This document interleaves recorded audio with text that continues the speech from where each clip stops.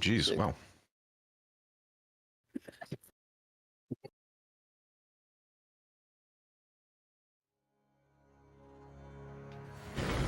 What's going on, everybody? CaptainRoBear and crew here for Stormforge, episode 42. Cruising above Marrowstrand in the sky. Welcome. Wait, are we ahead of Marrowstrand? Yes. What? Take that, Marrowstrand. Yes, suck it, Adam. Suck it.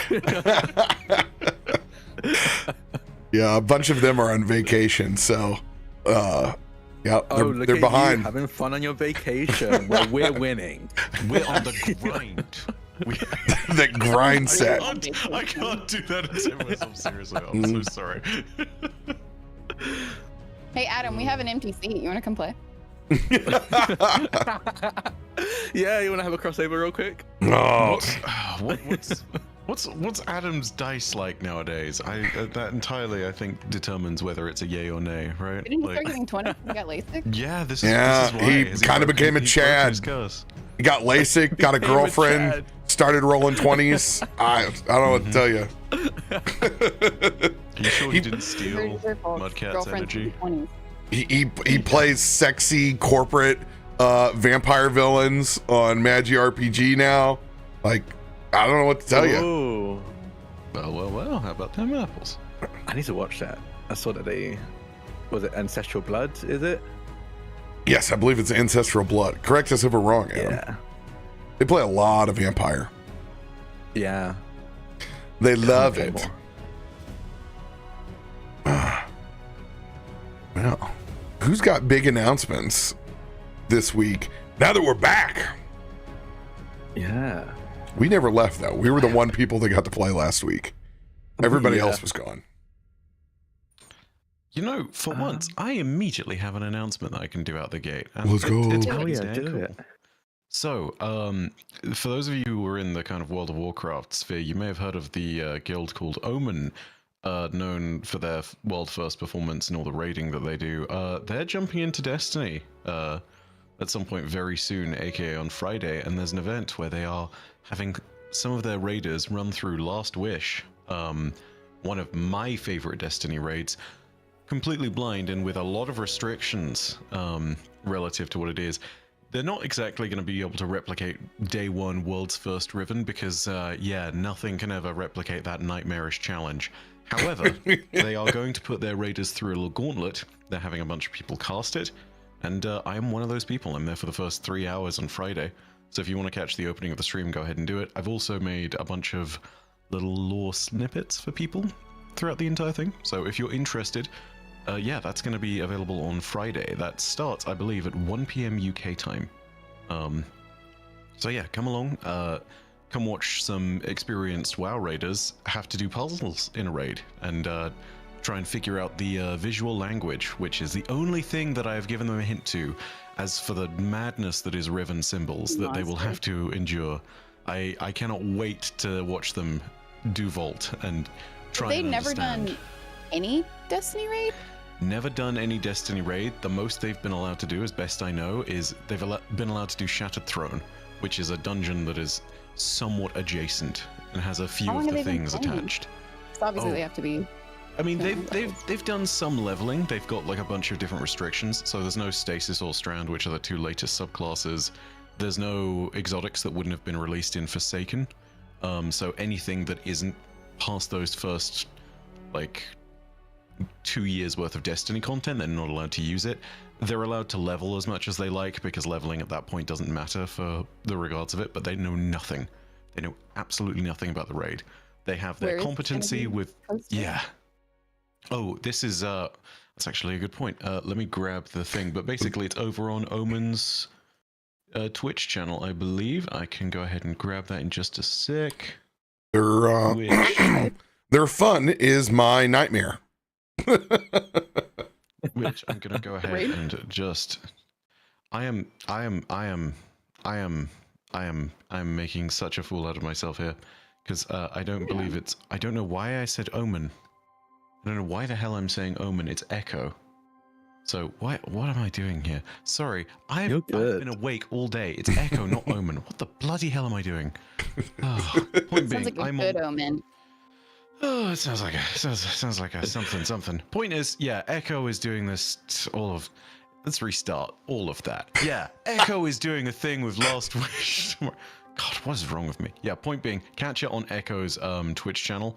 That will be up on Friday, and it starts at 1 p.m. UK time, which I don't know the exact times of that over on Eastern Standards. But you can find that 8 p.m. Eastern. Yeah, 8 p.m. Eastern, and then 5 a.m. 5 a.m. Yeah. Yeah, 5 a.m. On Twitch, it is twitch.tv /echo_esports, which I will go ahead and I don't know if I'm allowed to post that in the thing, but I'm posting it in the Stormforge chat just in case. But yeah, you'll be able to find that in everything that's going on. Why Omen? Anyway, now that I've screwed up my nothing. That's it. That's all good. You're in the trust tree. Do I have anything? Only thing top of my head is check out One Shot Podcast. There's a Orbiter Blues mini-series there that Ed and I are actually in. I'm taking my mantle as Blank, my orbital racer, again in that. And you get to see a very different side of them. And you get to see Ed play a very sweet older man. Very sweet older man as we are sad space cowboys together, basically. So check that out on One Shot Podcast. Everywhere you can find podcasts. I personally listen to it on Spotify, but I think you can find it pretty much anywhere that podcasts are cast. Also on May 11th at 5 p.m. Eastern over on Cellular's channel, we're going to be doing a talkback for Beyond the Brook, where I'll also be on screen, and you can just ask us questions about what the production was like, what the story was, just any questions that you have or had while watching the show. And just so it's also an excuse for us to talk about our characters and the experience of it all, because we became very close during the recording sessions and very emotional. So now we get to put that out there for everyone to watch once again. But that's May 11th on Stellar Luna's channel at 5 p.m. Eastern. And keep an eye out on my socials for a thing I'm doing. I don't know if I'm allowed to say anything about it, but I'm going to anyway because my GM can't stop me right now. Classic Drak. But it's going to be fun. It's going to be, all I will say is going to be very wibbly wobbly, timey-wimey is what I will say. That's a great way to put it. Love that. Love that teaser. Wibbly wobbly timey wimey. What could he possibly be referencing? It sounds very obscure. I don't know. No one could ever figure it out from that. I mean, I know, so I'm like, that makes sense, but I don't know if anybody else knows. No, it's quite literally a very famous quote from the There thing. you go. So if you know the thing. So if you know the thing, you know the thing. But yeah, that's everything from me. It's my favorite line from John Carpenter's The Thing, you know, like Yeah. Yeah. they go on, they describe it and how wibbly wobbly, timey wimey the monster out of the thing is. Yeah, it's terrifying, honestly. Horrifying. Yeah. I personally love it in Alice in Wonderland. It was really great of the rabbit. Oh to god, say that too. yeah. Actually, when they referenced it in Blade Runner as well, that was really good. Yeah. I remember that one. Somebody's gonna check all of this, by the way, on YouTube. Enjoy. Those are all great. And They're actually all great media, yeah. they're they're gonna go, well, damn, it wasn't any of them. Come around on socials. They We'll get it next time, bamboozled me Tiger. with John Carpenter. And all right, my turn. You gotta Yeah, your turn. So yesterday we just premiered our brand new charity TTRPG utilizing the One Ring system in the heavily coveted world of Middle-earth called the Fourth Age. So, we've seen content of it to prior stuff, and now we're kind of taking control of it via Ed GMing it, and then the cast includes me, Bet Godsey or Caustic Phoenix, Critical Bard. I'm blanking on stuff right now. Black Realm Mage. And then we have Jasper Cartwright as well. However, Jasper just recently had a baby, so he agreed to everything before baby, which means that live stuff is not as possible. So we were able to pre-record 8 sessions for him, and then he'll be with us for the penultimate and the finale. I will say really quickly, the audio is pretty bad on the first episode because Zencastr compresses the hell out of everything. And then toward the second half, I had everybody just join Discord. So Yeah. it gets better. But the content is not going to be edited and up on YouTube the way that it used to be. Ed and I are going to wait until the end. So you'll have to watch the poor audio for this last one. Hopefully the rest of them are fine. But then we'll release them on YouTube and also do like talkback stuff. And it'll be really nice so that you can enjoy the series in all its glory. But yeah, if you love Lord of the Rings and you love charity, check it out on Tuesdays, twitch.tv/WoundedWarrior Project, 12 p.m. PT or 3 p.m. Eastern. I'm still buzzing. Is it Tuesday yet? I'm so ready. It's beautiful. I'm in love with everybody's characters. And I got to wear my Biddy ears because I play Hobbit. Hey. Oh yeah. We made a comeback. Made me so happy. So you already recorded 8 episodes? So they're shorter sessions. I would say it's roughly like 3 hours of content, but it's just for Jasper and it's more so like a side quest. So instead of just having a break in the middle of the show, we toss up like 25 minutes of his content. And so you get to see, Okay, what so his you character still is have the doing, and we'll live meet show up. plus that. Okay. Yeah, it was a nice little insert. That way we could still have them there in the world that he wanted to take part in, and at the same time have that little side quest that people get to enjoy, similar to how you do in shows or films. And Very cool. Very it cool. was really, really neat. So I'm excited. But yeah, go watch that in the VODs. Have I'm fun. Turn actually your gonna volume all the way up in the first half, and then turn it down in the second half. I also have to say, I'm still in awe of how absolutely phenomenally talented that cast is. It's a all-star cast. It's fantastic. It's a dream Powerhouse table. cast. It was wild just sitting. It's so nice, and it's similar to like this table, how people are so engaged with everybody's bit whenever they're not in it, because only 2 PCs met, because we're all over Middle Earth trying to come together in some way that seems organic. And it's just, it's so delightful to have a group of pure storytellers and those who care about this world. It's nice. Love it. Well, we still have a lot of work to do on my announcement, but I will let everyone know that by hell or high water, we will be playing Vecna Eve of Ruin when it releases in early access on D&D Beyond 2 weeks early next week. And I can tell you that it's going to be on a Thursday. And I can tell you that there is a whole other list of new characters other than one person that's sitting at this table that can't resist an invitation to play more D&D in their already packed schedule. But I will say that me and Sam will be playing Vecna Eve of Ruin together on Thursday nights. But there are going That's to what be... sold me. You said nights. I'm so jealous. Oh my god. There are so many people that could not play in the time slot that's there. That's what's so sad when I know. I'm like, no. Yeah. Like immediately I go, yep, this is a no. This is a no. This is a no. Unless you're willing to stay up till 5 a.m. As someone who was in that time. I know. 2 years again. 2 years. I can't. As someone who actively is, like, truly the only reason why I wouldn't have been able to play is because I have another game on Thursdays that ends at 5 a.m. So, like, I couldn't have done it, but God, that sounds fun. Yeah, we're super excited because it's the first module in a long time that looks like it's just going to be a treat hopping around the multiverse.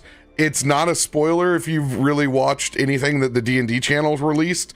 They're going all over. They're going to be in Greyhawk. They're going to be in Krynn. They're going to be in Dragonlance. They're going to be in Eberron. They're going to be in the Forgotten Realms. It's pretty much Infinity War against Vecna as he tries to...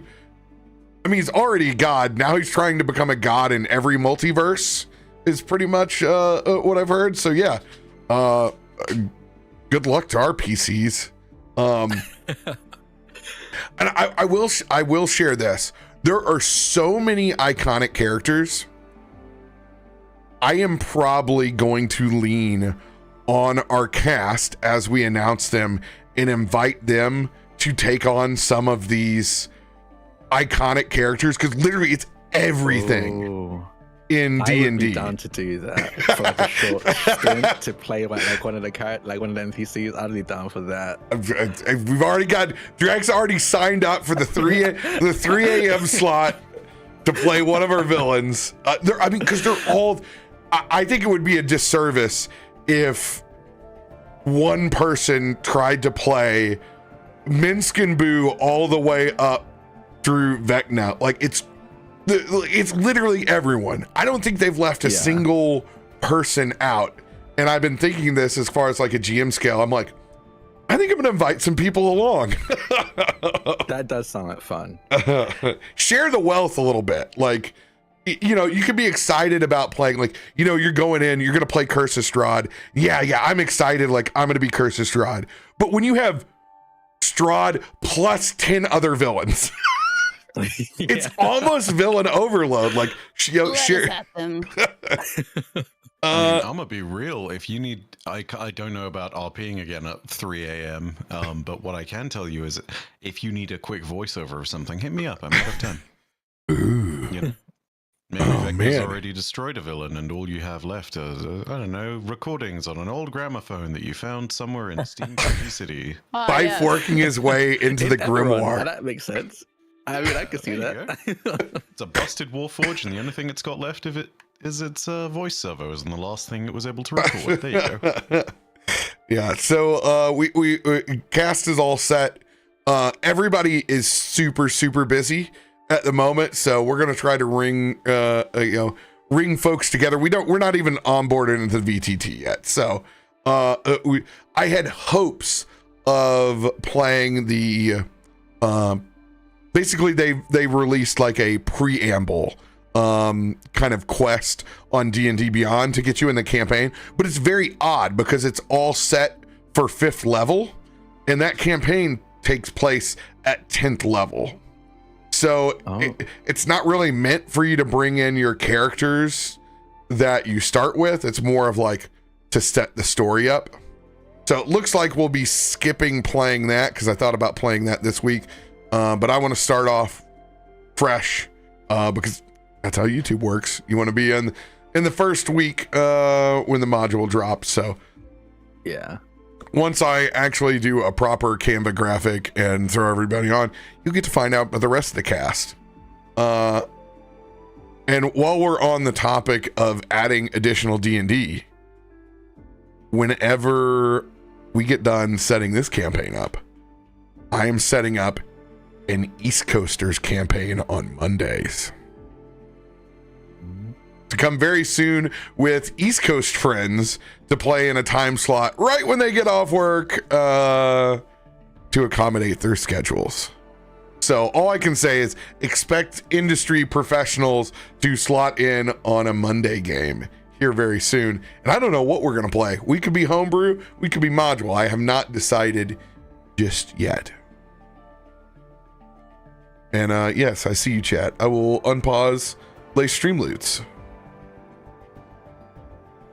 It has been a hot minute since we've been back in my no air conditioned seat back here in the office.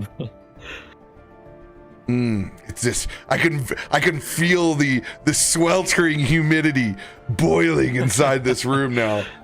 It's my favorite. We need to pick up where we left off last week. And the culmination of a very wild birthday party for Ziva. We had a bunch of lore dropping RP between our characters, avoiding a conflict with a machine AI that seems as foreign as anything else inside this world. You guys were able to use the Blade of Second Chances to escape whatever mental prison Simarek, the grafter of realities, pulled you into. Returning back home only to see Loluphia once again use her Omega level powers to help the city of Stormforge stay afloat as one of the first power outages in modern times could have led the city to sink beneath the clouds. But with the help of her own divination and air elementals from the Aarakocras that have begun roosting at the very top of the city,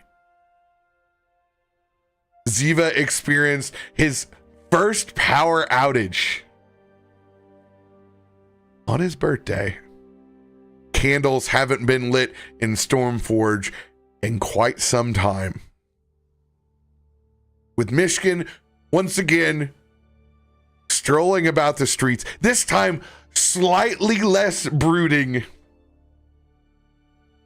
and a bit more himself, as his own transformation has occurred, embracing himself for the first time.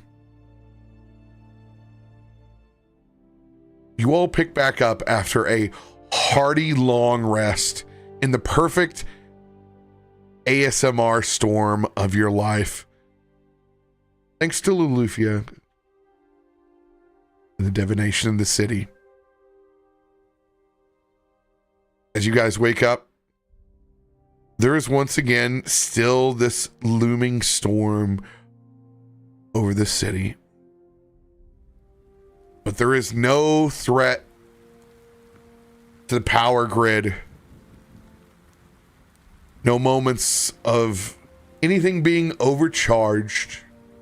Just a simple storm inside the city that bears its name.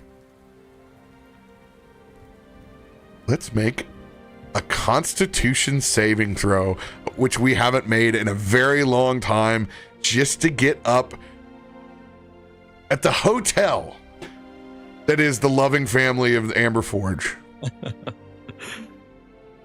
Hotel is very generous for the way that we treat this place. It's more of a hostel, really, and it really How deserves dare better than you that. compare their accommodations to a hostel? They have a room I'm of not- requirement I'm- now. I'm not saying that it's not hotel level standard. I'm saying the way we treat this place by just rolling up to it constant is like a hostel. True. There's probably days where work really needed to get done, and now they have that room to get away. Yeah, that's actually a good point. Yeah. As I forget where my character sheet is at all times, now that I have 50 nested folders. Come on, Constitution.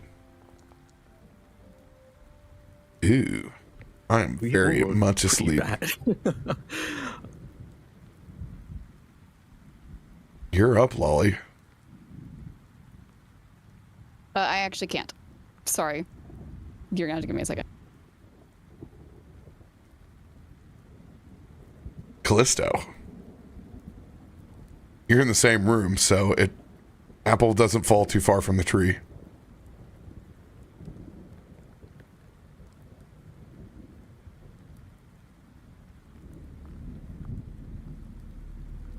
You are muted, my friend. Oh, I was muted. Also, I'm good now. If you want to talk. Okay, never mind. Like- You can go. I am fire. Pillow over the You can go ahead, face. Sam.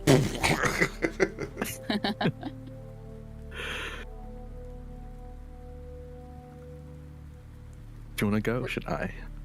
Oh, since you're already starting, we can Yeah. do ours together though if you want. Yeah. Kallisto is exhausted. If he had any say in the matter, I think he'd sleep the rest of the day away. But he is fully aware, and I think especially after the events of last night, that they have a job to do as wardens, but also as just parents. So I think I imagine it's like an alarm clock of some kind. I think he set an alarm to wake him up because he's fully aware that he won't if he doesn't. He sets an alarm and it goes off. I think it's something built by Ifrit most likely, and it's on the other side of the room because Kallisto has a tendency to hit the snooze button in his sleep when it goes off. So he put it on the other side of the room, so he has to get up to snooze if he wants to. And once he's up, he's up. What's the point anymore? So you hear a ringing of the alarm clock on the other side of the room, and it's a groan from Kallisto, facing his pillow, going, and then reach over and hit the bedside table and find there's nothing there. Okay. And we'll roll out of bed. Lolly's letting you do all of it.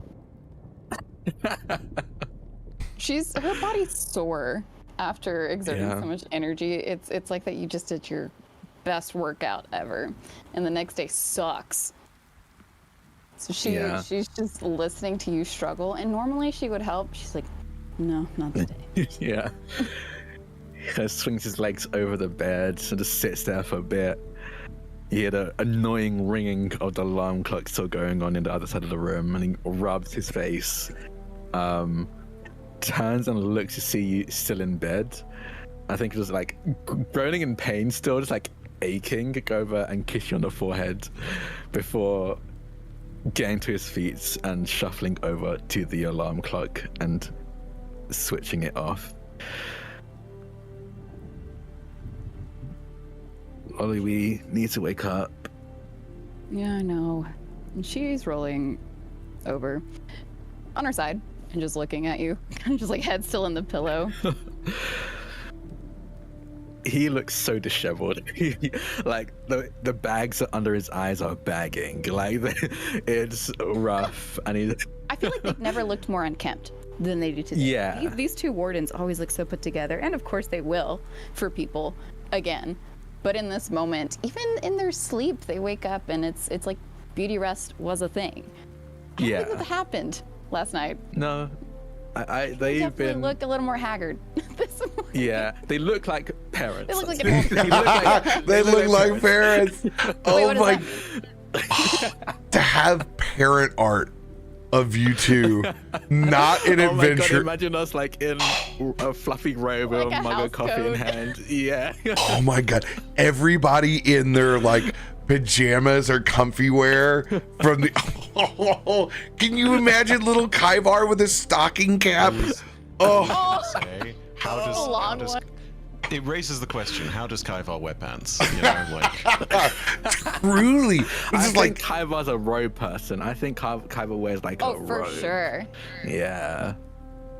I can see that. I can neither confirm nor deny. Yeah, Man. I can neither confirm nor deny. With as many feathers as I already have in my normal outfit, like I guess I would look like Ric Flair. Like I definitely have to have some Ric Flair drip to my Ric Flair. Oh my God. God, I loved Ric Flair. Like, when I was like really into wrestling, I loved Ric Flair. Is he still wrestling? Thankfully, he had his last match, but if it were up to him, he would just die in that ring. What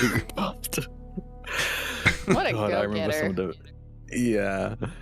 Basically, some of the bloodiest people I've ever seen was definitely Ric Flair in like cage matches. Like he went all out. Definitely lived the life. Now you can find him in a handful of Tampa bars just about any point in time during the day. I love that. But yeah, Kallisto just kind of, like you said, like we look so disheveled, so haggard.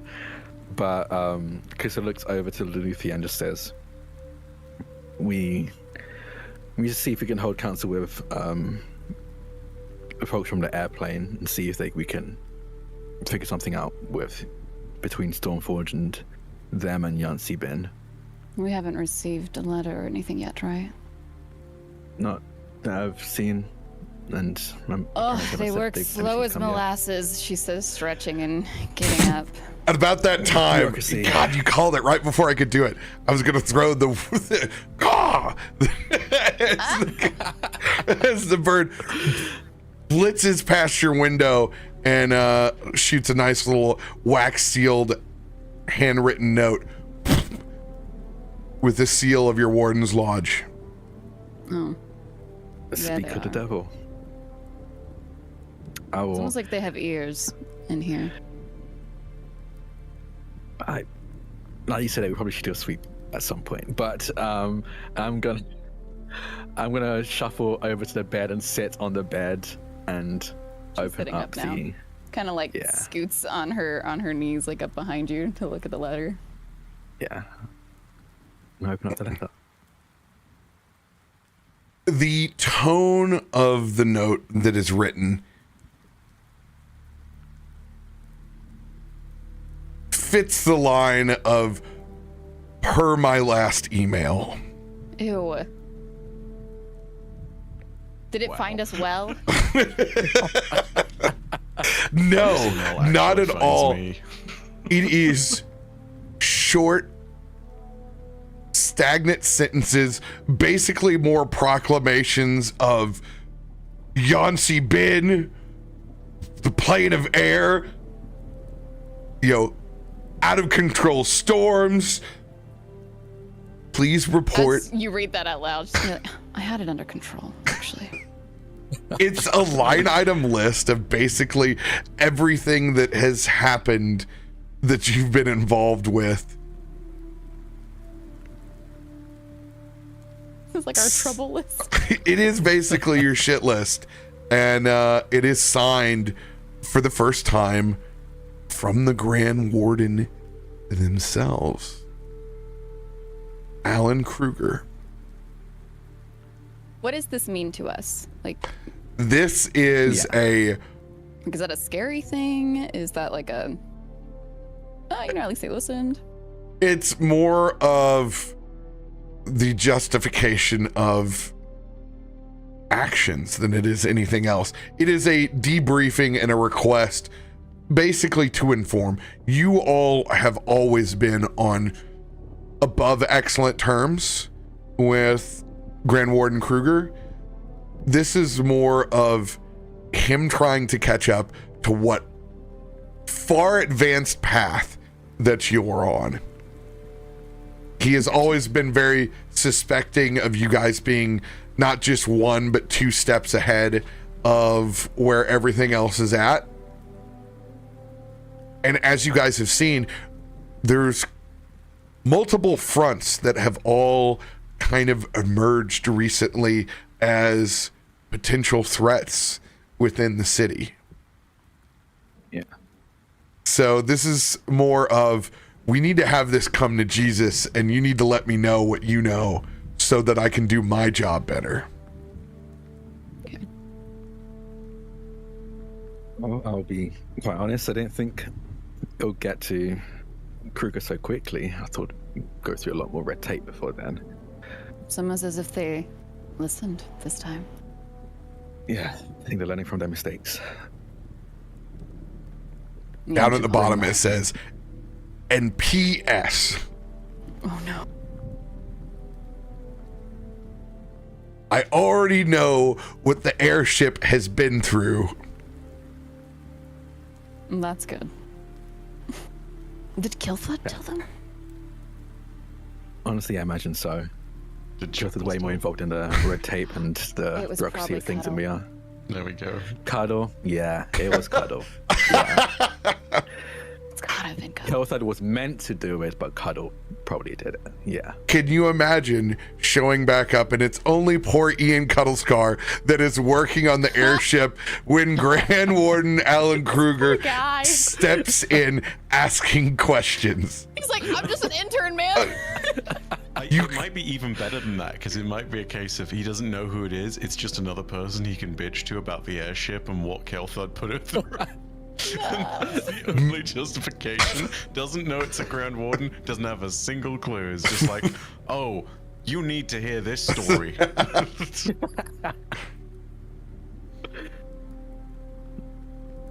think we should get the others involved. We did, I guess, technically deputize them as deputy wardens. Yes, but I don't know if they are allowed, especially if we've been summoned. Specifically called. Yeah. We can bring them. They can talk to Cuddle. Meet him. I'm sure he'd be delighted. Yeah, let's do that then. I'll be quite honest. With our luck, if we go too far away from them, either us or they will find themselves in trouble. Don't speak that into existence. Even when I didn't, it happened. So trust me when I say speaking, it won't change anything.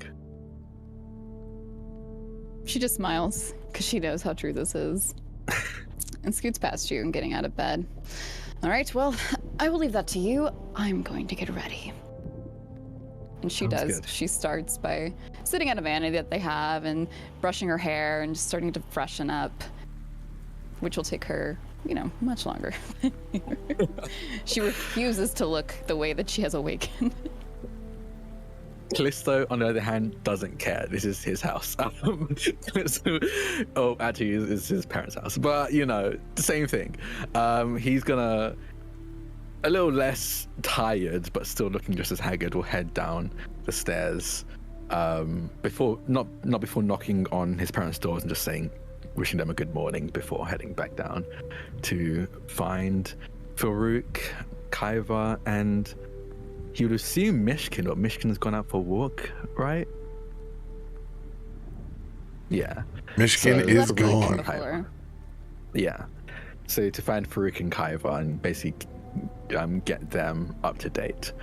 But yeah, as I go down the stairs, what do I see? What do I see? Faroük and Kaiva, what are they up to? Farouk is in his Ric Flair drip. Now that we've made this canon, I am in my black and red, very very luxurious robe, and this morning you can smell onions and peppers as I am making Western omelets today.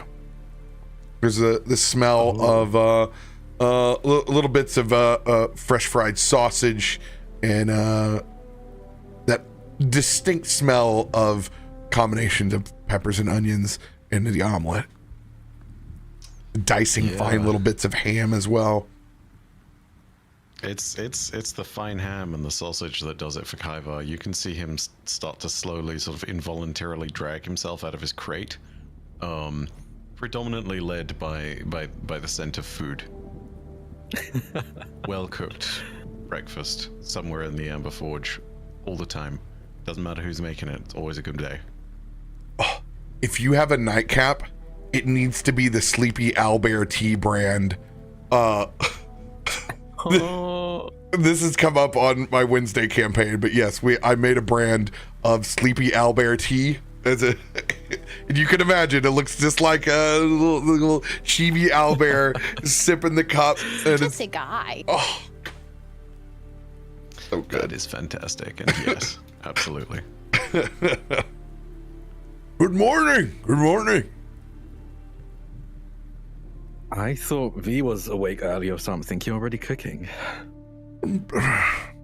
Oh, I got a little hungry overnight. I don't know. I guess I just all this actions worked up quite an appetite. Well, there's going to be a bit more action, though hopefully not the physical kind. Morning, Kaiva.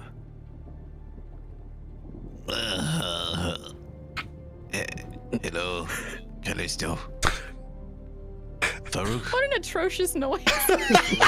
Yes. Yes.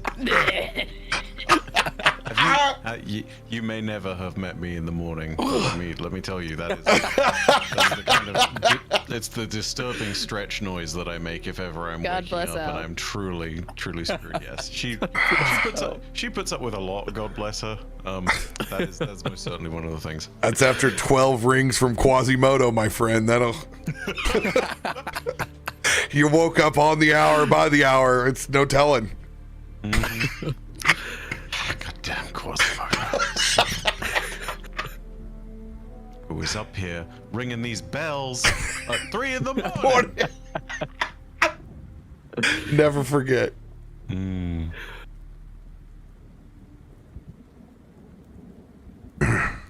I've completely lost where we were. So good. I just said good morning to Kaiba. Yeah, you just see Kaivar continuing to waft in the direction of the food. Very groggy. Still needs to shake himself out of his stupor. Like an omelet zombie. Yes, actually. Food motivated in the morning. Zombie. I understand. Farouk would definitely hand feed you a couple of pieces, like as he's dicing it up, like, give this a try. He's very much a grazer while he cooks as well, so.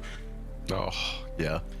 100%. If you don't do that, what's the point of cooking? You gotta constantly be trying. It's so funny because every time I'm cooking, I'm like, I'm so hungry, I want to cook something, and I'm grazing while cooking, and by the time I'm done, I'm like, I'm not hungry anymore. Yeah, shit. We call that chef's bane right there. Honestly, probably best to talk about this over breakfast then. Need any help with anything, Farouk? I do. These oranges aren't going to squeeze themselves.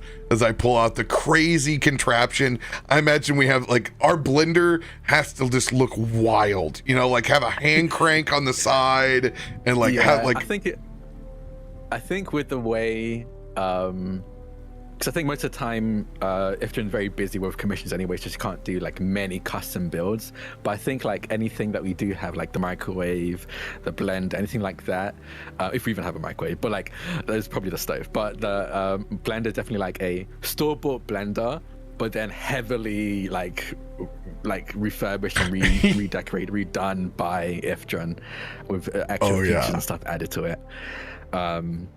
But yeah, Kallisto will get to squeezing the squeezing the oranges. Oh yeah, we're getting some fresh OJ, baby. Yeah, so definitely get started on that. And again, almost like just like his mother seems to know the kitchen like the back of their hand, doesn't even need to look up to where they're grabbing bits of utensils or plates or cups, stuff like that. But yeah, we'll help as best they can. About 10 oranges in, you're really wondering where that damn birthday boy is to take over. You've squeezed a lot of fresh juice in this house. we sent him to bed early yesterday because he had school today. Oh, so he should be awake at some point. You won't even pull him out. Yeah, because you called him in for help and then you were there. It's gonna start having a venture attitude. I think yeah. Now that Sanded pointed that out, I think Kallisto will be like, okay, yeah, we woke up a little bit late last night. But you don't need to know that. Continue. Yeah, Kallisto doesn't know that. Yeah, Kallisto doesn't know that, so Kallisto feels guilty for as far as he's concerned, waking up Ziva in the middle of the night. So he's gonna let Ziva sleep in a little bit, and he'll send a letter to the school to be like, "Hey, sorry, he's gonna be a little bit late." That's more like it. Give the boy a half day.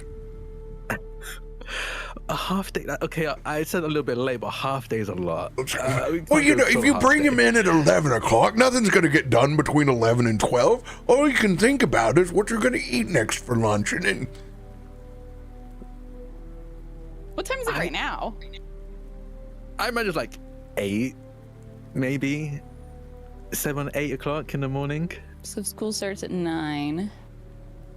You guys have Maybe school like starting at 9? God, that's generous. My son does now. In elementary, he did it, and it was very early. It was 7:44. When was it? Yep, that's Americans have wild. Joke's on y'all. I was raised feral. My school started like gates opened at 8 o'clock. Lessons started at like 9. Yeah, that's how Leif's is right now.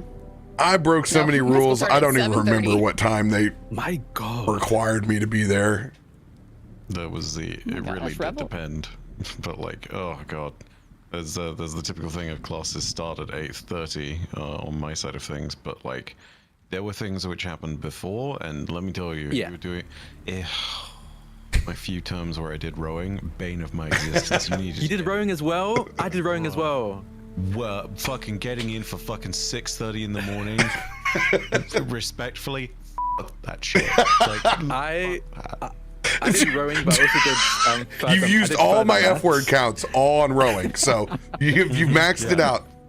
I did rowing, so came in early, but I also did after school further mathematics, which is like AP math. So I'd be like there from like 7 o'clock in the morning to like 5 o'clock in the afternoon because of all the extracurricular I'm doing. Oh, I've had those days too. But legit, oh god, nothing is worth falling in the Thames, man. Nothing is worth it. You did too. I also fell in the Thames. Dude, it surprises you. You're just. I reached forward.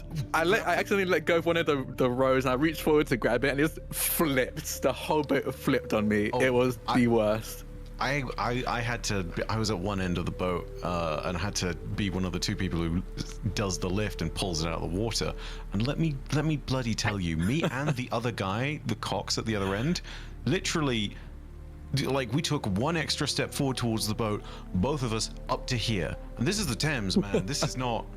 You don't want your head to go under in the Thames. This is yeah. I knew my Pip Boy was going off with both of your radio activity. We got the authentic Fallout London experience, right? Yeah. If you were in the Mississippi, you could have become both radioactive and pulled down by a catfish. That's what I am. Radioactive. I've been turned into a gulper. Actually, no, we had the Red River. Oh god. The Red River? That's a terrifying name. It's called the Red River because of a certain clay. That makes sense. Oh, okay, that makes sense. Yeah. No, it's from hell. And blood, yeah. Not to be confused. That's where we drag them in the boondocks. Yeah, no. Ah. That's where the gators drag them. So we don't get to go off on a tangent again. I was in the locket. I'll reach out to Loluphia and just say, I was going to let Ziva go late because we did wake him up late last night. But now Farouk's saying you should give him just a full half day. I feel like a half day is a half day. A lot. Yeah, that's what I was thinking. I think we should. An hour late, fine. Woke him up last night, but a half day's a lot. Remind me to not let Farouk babysit. Okay, yeah. No, I won't even suggest it, so you don't need to worry about that. You can't hear it. You can't hear it. This is telepathic. Man, have you seen the look on his face? He has no idea. Well, I'm over here making omelets. By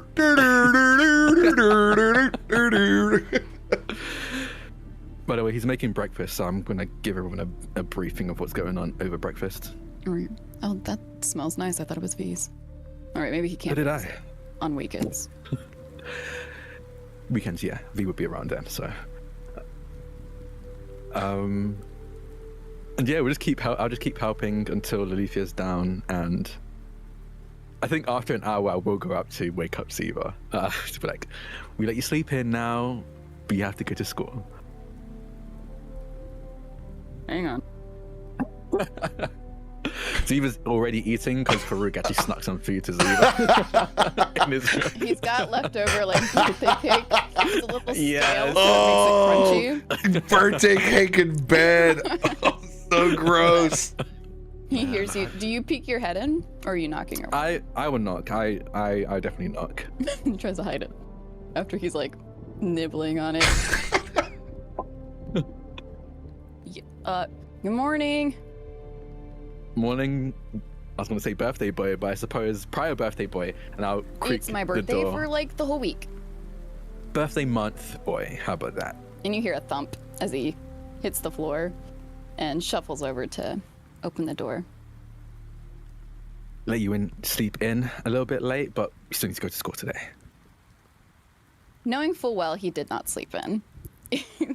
He slept, and then he woke up early because he was just still buzzing about everything. Yeah. What's for breakfast?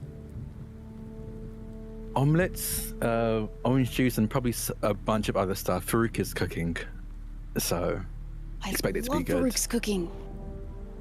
And he shuffles past you. Oh, I was like, okay. okay, I'll meet you down there. Yep. He's running down the stairs, and you would hear the loud thumps coming down the staircase. Farouk, I heard you're cooking! As he's running into the kitchen. Come here, I saved the ham bone just for you. I don't think I've ever had ham bone. Oh, this is the best. It's like ham in rib form. I don't think I've ever had ribs. Okay. What? Definitely He had sits. ribs. He sits happily. Yeah, but he doesn't know any better. He's like, Grandma just cooks stuff and puts it on my plate. I don't know what it is. Don't know where it comes from or how it happens, but it Oh, happens. so this is ribs. Yeah. I have those. And I would then go over to my parents' room and just be like, Mom, Farouk is making breakfast, so you don't need to worry about that. Is V awake? Shouldn't she be heading off to work?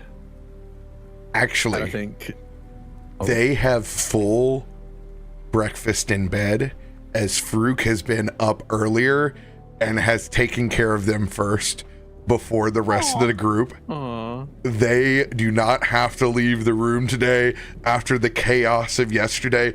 Everything is set up the way they like it. However they do their tea, beverages. There is even a tiered platter in there. Farouk somehow found some time to make gosh. some homemade macaroons that are in there. Okay. There's some fingerling sandwiches. Like, he's been up for a hot minute. So I'd like to alter my statement previously about how we treat this place like a hostel. Everyone but Farouk treats this place like a hostel. I think as like they as they say this through the door, they'll hear like not commotion, but they'll hear that they're awake on the inside. So like, I'm coming in, and they'll open the door and see Ifjin and V just very happily in bed eating food, and Ifjin will look up and go, "Oh, don't worry, Farouk already gave us some food." And I'm like, "Oh, you're looking comfortable. Okay, I'll leave you to it." Loluphia's showing up behind you as you're doing this. Why didn't he give us breakfast in bed? I don't know. Not that I just saved all of Stormforge or anything. I know, right? God. I think Ifjin will probably like raise a now empty glass of orange juice and be like, "Can you get a pitcher for me and refill it?" And Kallisto's like, "Yeah." Molly's gonna nudge you and be like, "It's your mom." Yeah. And they'll refill the glass, and Ifjin just like, "I love Farouk. Farouk should come over more often. Why aren't you more like Farouk?" I've been raising you for years now, and you've never done this for me, and Farouk has been here for a couple of weeks. God, you need to be more like Farouk. Like, I've been very busy, Mom. I'm a warden. We've been at it constantly, and he's I'm been a a deputy big warden kid. with you. He's been busy with you. You've been going everywhere with each other, and he still found the time and energy to do this for us.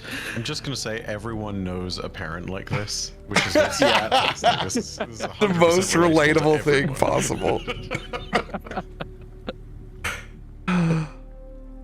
Just enjoy. God, we're gonna be out for the most of today.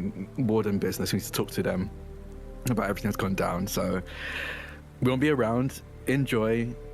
If you need us, you know how to reach us. And V just, I think, pinches Kallisto's cheeks. Doesn't join in the gentle razzing. I think V is more of the gentle lover, whereas Ifjin's like the lovingly roasting kind of parent. But Ifjin goes, "Yeah, we're fine. Farouk has taken care of us." Whatever. I will walk out, closing I feel the like door. Kallisto's gonna start behind him. craving violence over omelets here. It's playful roasting. I think that's like the relationship Ifjin and them have all the time. So like, he doesn't take it personally, but he will just mumble as you go down the stairs. "The omelet can't be that good. Probably can make better omelets." Whatever. They go down the stairs to join everyone. And you hear downstairs Ziva, for breakfast. "This is the best omelet I've ever had." Whoa. Damn it. I just realized that Stormforge is just Full House, the D&D party. Callisto's that before just this was Danny house. Tanner having to deal with the 8 chuckle that have all occupied his house. Oh man. But yeah, with the letter in hand, I'll join everyone for breakfast. I guess Ziva's here, so we'll get to hear about this. I don't think this is classified at this point, especially with the literal citizens of the airplane being like taking roost in above Stormforge. But yeah, as Kallisto like cuts into the omelet and takes a bite and goes, "God damn, it is good. For fuck's sake."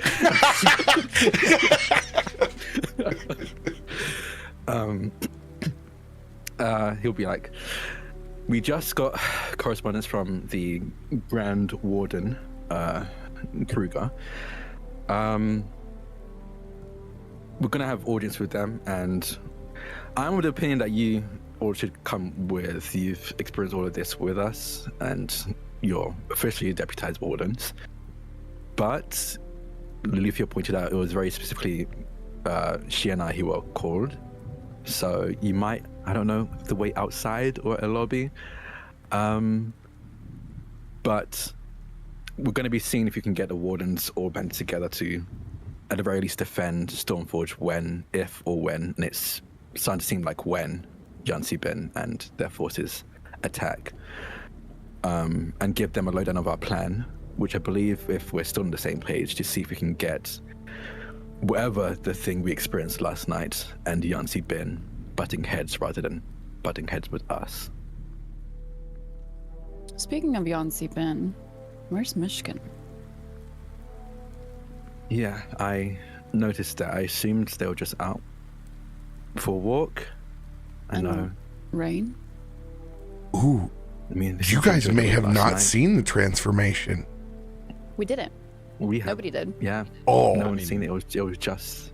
I look at I Kyvar. think Yeah. Kyva was there. I look Oh, did y'all see it? Farouk. I think Yeah, Kyva we made- Farouk saw it, We yeah. made commentary on it, but you guys might not have seen it. No, we went upstairs. Well, because we also weren't in the room. Yeah. I don't yes, know yes. exactly how to explain this. Then don't just do. Myshkin went to stretch his legs. Yes, yes, and his hands and horns. Yes, yes. You know of Can his horns. Yes, yes. What did we miss? Myshkin is very 2 seconds. Rolling an intelligence check for this one. Kyver avoids saying that Myshkin is very horny now. But Bife doesn't. Oh no. You get this terrible pun either way. I failed the intelligence check. Nope. Task failed successfully. yes. His horns. They have grown. Yes, yes. honestly they- not least. Fool? Oh, yes. Yes, they are very regal. Yes, yes. I mean, Interesting. congrats to him. I suppose he was a late bloomer. Don't Rakshasa usually grow their horns quite? I didn't want to say anything, but He's Always gonna elbow you. Stop. ow! embraced more of his true form. He left with a smile on his face. He went for a walk in the rain. I know how cliche it can be at the moment, but I think he's out there getting used to himself and his own skin. All right, then I will. And she's getting up from the table and taking her dish and Ziva's because he's just done and just listening to this. And as she sets it in the sink, I'll write a letter and leave it on the table for if he returns before we do. And we'll just let V and Ifrit know. speaking of letter, actually, and I'll grab a piece of paper and quickly write. We let Ziva wasn't feeling too great. Sorry he's late. He isn't. I'd say sorry he's late. Kallisto and Loluphia, and then fold up and go, give this to your teacher so you don't get in trouble for being late. They're not gonna believe this. You should have said that I'm under the weather.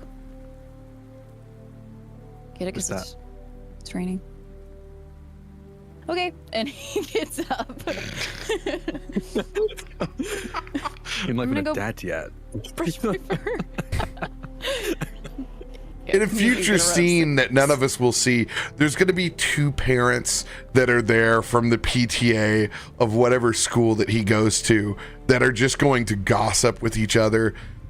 Oh, look, it's them sending another note in, just like usual. It's just awful that boy has to be raised by wardens like that. They must keep him up all night. That poor child. Their kids in every sport.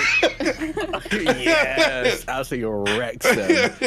That's why they're haters. If I know anything about the way the South operates, this all immediately drops the moment that any one of the family walks vaguely in proximity. Hey y'all, how you doing? Oh, absolutely. Hope you're having 100%. A blessed day. 100%. And the thing is, the smiles seem very genuine. We're great at acting. That's why my persuasion and my deception are pretty high for. You're Southern? I'm the equivalent of Southern in Stormforge. Yeah. Has advantage on all PTA bullshit. So that letter has advantage. Wait, yeah, exactly. Wait. I just don't know how they get away with it. I have this in my notes.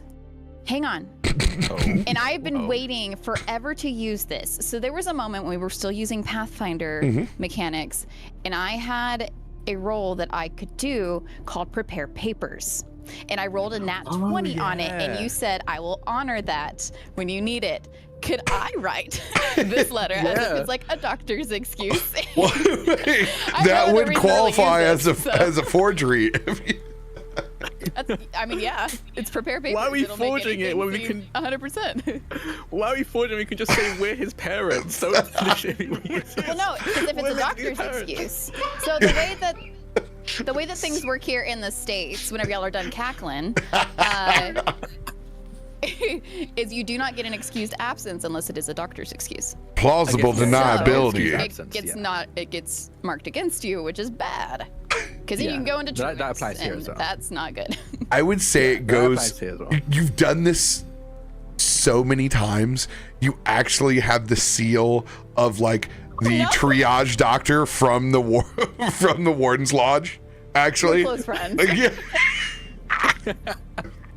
I'm just gonna go ahead and say it. There's something mighty sus about that, and just leaving that out there. It works. We did it when I was a kid. It was a different time, Kaivar. We had a good friend. And you know what? Just because I've been watching so much, X-Men '97, we're gonna call it Dr. Xavier at the Warden's Lodge because we can. Yes. Oh my god. I like that. I like adding a random H, Xavier. Yeah. Xavier. Copyright. Okay, then do I get to keep my prepared papers? Of If we're course. just that good at forging already. Of course. Doctor's notes? We're bad. So good. So you hand that to Ziva to hand that to the teacher. Yeah, Ziva's getting ready. Yeah. And Lolly is writing a note to Myshkin. I think then Kallisto will be the one to give Ifrit and V the update of like, keep an eye out for Myshkin. He might come while we're out. The food we prepared for him is in the fridge. Let him know. And then, we'll and then we'll actually get ready because he went downstairs to join everyone in his still sleeping gown, like Lolly's ready. night. Yeah, so he gets ready. I think he takes just as long as Lolly. I think Lolly and Kallisto both take very long to get prepared. They have like a skincare routine, got a hair routine. They're pretty couple. Got a very specific beard routine. Got like a beard ointment and everything. And then goes down to join everyone. All right, is everybody ready? She seals this little letter and writes very pretty, Myshkin, on it, with like a little circle as the eye dot on top of the eye. Farouk is over there sweating. He's got the bandana tied over across his head. He's like, hold on. You can see he's banging on this very old espresso machine. I gotta run coffee over to Ziva and Ifrit, and I'll be ready. I promise. Ziva, you mean V? Ziva is not drinking coffee. I'm sorry. This damn thing just gets me all worked up. Ziva hears this halfway down the stairs. Yeah, I've never had coffee ever. You said the caffeine brownie. That was his birthday brownies yesterday. And we don't know, do we? We don't know that. They don't affect you. Don't. I'm gonna go to school. Good luck. See you later. As he's See you later, grabbing his Ziva. bag and a piece of zucchini bread and running out the door with an umbrella. In his mouth, still running out. It's his enemy moment. So good. I'll give the espresso machine like a very expert percussion engineering. Just like you have to hit Farouk, you have to hit here, and just like hits on the side in a specific way. Come on. It doesn't work again. Can Lolly unplug it and plug it back in, and it works? I hate both of you right now. There's a whole routine. If you hit it here, if it doesn't work, you have to unplug it, wait 3 seconds, and plug it back in again. If And that if it doesn't really work, doesn't work, you should you have to do both of them at the same time. So it works by ritual. Yes. Sure. Yeah. It's not a bad way to put it. Yeah. Why does it give coffee if you appease it? Yes. I guess in a way, yeah. It is a generous machine. Yes. Sometimes, well, especially when you really need it. Kaivar is going to affectionately punch the side of it in the same manner you have. I think it works the moment you do. Like it just roars It's to actually life. permanently fixed. It's like, oh, whoa. It even purrs. Maybe. I turned to Loluphia. It's not. It's Not shaking anymore. What's happening? 2 seconds. Do I have mending? Yeah, I have mending in my cantrips. Maybe that's what I've done. You accidentally mended it. I think he fixed it. Yeah, I know I should be happy, but I'm kind of sad about it. I kind of like the whole ritual that we had to go through. Odd thing to be sad about, my love. Kaivar, Yeah, Thank you, I know. Kaivar. It's just Kaivar takes a little bow in front of the machine. Thank you, coffee machine. Yes. And then grabs coffee for himself and then passes out to everybody else because, yeah. Oh, thank you. To-go cups. We got yeah, it was to go cups. Yeah. So are you both good with coming with us then? Of course. All right. With Farouk's assent, yeah, Kaivar will also go ahead, fall in attentively and just sort of nod. All right. If for some reason you cannot come and join the audience with us, you can meet Cuddles. And I'm sure Kilthud would be there, so. But regardless, it'd be best if you can be with us. Now, and she is going to... Can I cast my, Storm Sphere as, an umbrella for them? I was about to bring this up. We definitely look like the Avengers when we go out in a storm because we have so much magic. Your little storm spheres above us, we look. Lightning ignites her even more. She's super energized. Her magic on point today. Ballin'. We look Storm Sphere's even a ballin'. little wider. Yeah. And she puts on her white cloak that is now very clean thanks to Ziva. Yeah. All right. Stay close. Unless you want to leave the sphere, you'll get a little wet, but that's fine too. And she says, walking out the door, assuming Yeah. they're going to stay in the sphere, and if not, that's your fault. Yeah. Closer stays close. He does not want to get his hair wet. She holds your hand. My feathers are waterproof anyway.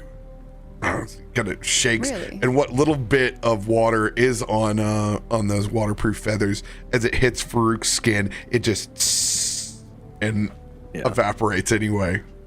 Built-in dryer. Is Farouk hot to the touch? Have we ever noticed that? Oh yeah, he can be. He can regulate it though.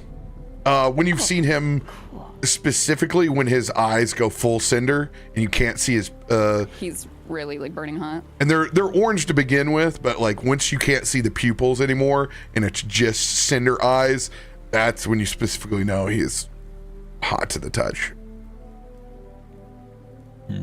Ivar is going to quietly and probably incorrectly clock that your eagle garb / feathers is actually duck feathers, given the whole water off a duck's back reference. I was literally thinking that.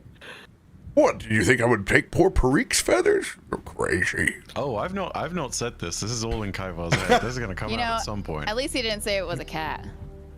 Yes, this is true. Ziva taught him We're getting better, you know. The picture book did.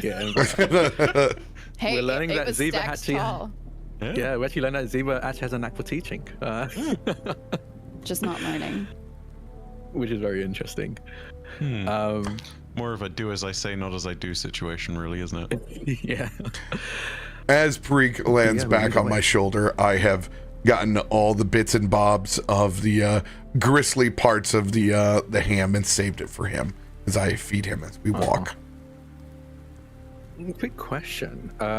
So we have like there's a warden's like I don't know if it's called a warden's lodge, but it's like a location where we everyday warden business kind of takes place. Like a hall. Is that where we're going to be? It is the port and the hall are all connected. So that's just one wing of it. You guys have just been That's over where in the Lolly hangar. went. Whenever you were back, getting your cool demon bullets. Yeah. Now I was wondering. So I assume it would be me and the grand warden there, not like some special other location. It'll be the warden's hall. No, it's just another part of the hall that we've never been in while we're live. Awesome. You guys can describe if you want to conjure any images of your own of what the lodge looks like as we go further into it. And I would imagine this is a very vertical building, like most are inside Stormforge. So we've been in the kind of hangar area, and it technically this would be a great spot for it right over here, because there's this nice tall building, this like almost lighthouse, and this little area. So yeah, like this would be like the hangar. That's not too far from us then, because we said we're like right here. Yeah, around there. Yeah. And then if the ports, one of the ports is down here. Yeah. How convenient.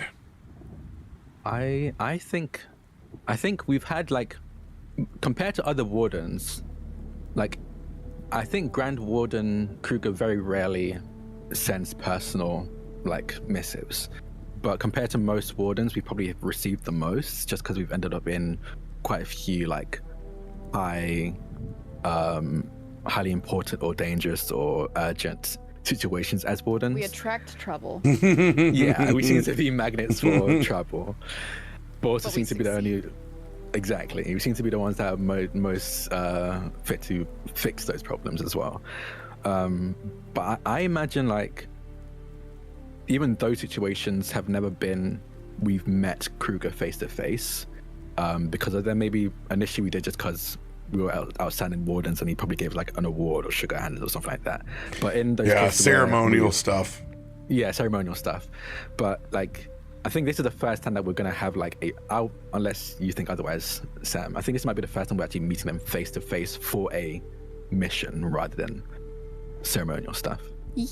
Yeah, maybe particularly for us as a couple, but since Lolly had grown up within the Warden Lodge. That's actually a good point, yeah. Like with them, I'm sure that she's had moments, probably not mission-esque, because we have a board for that. Yeah. But yeah, she's probably met him in passing, and he's like watched her grow, kind of thing. Like Boy Scout beads that you get for how many campouts you've been. Lolly's got like 2 more strings of beads than you do. Never done. In Boy Scouts, the point of pride, if you have to go through rainy campouts, you get a black bead, and it shows you like why black. Because it's does that indicate because it's awful. You've gone out to enjoy nature and it's rained the whole weekend, So like you've had this, it legitimizes that you've gone through some very soggy, long weekends. It's a point of pride and bragging rights. Where's my black weed? Yeah.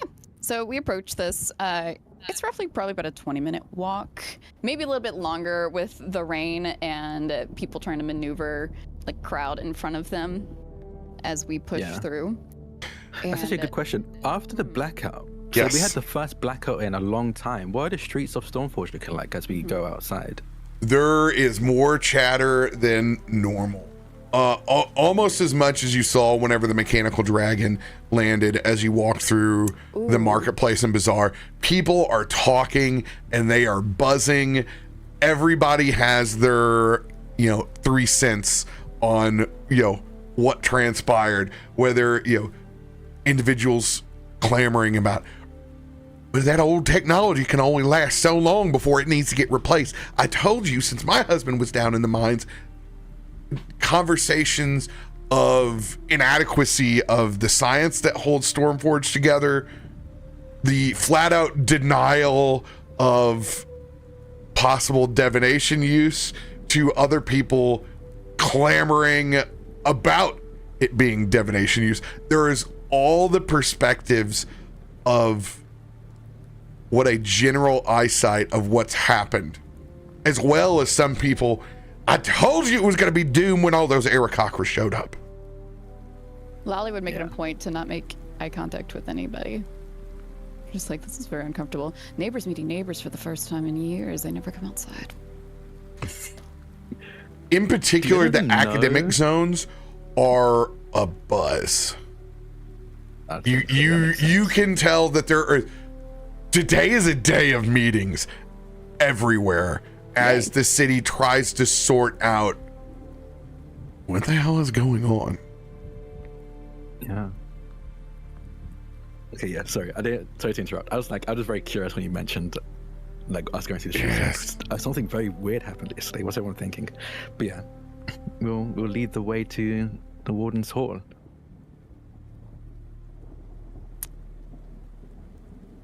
There is a level of general level of anxiety,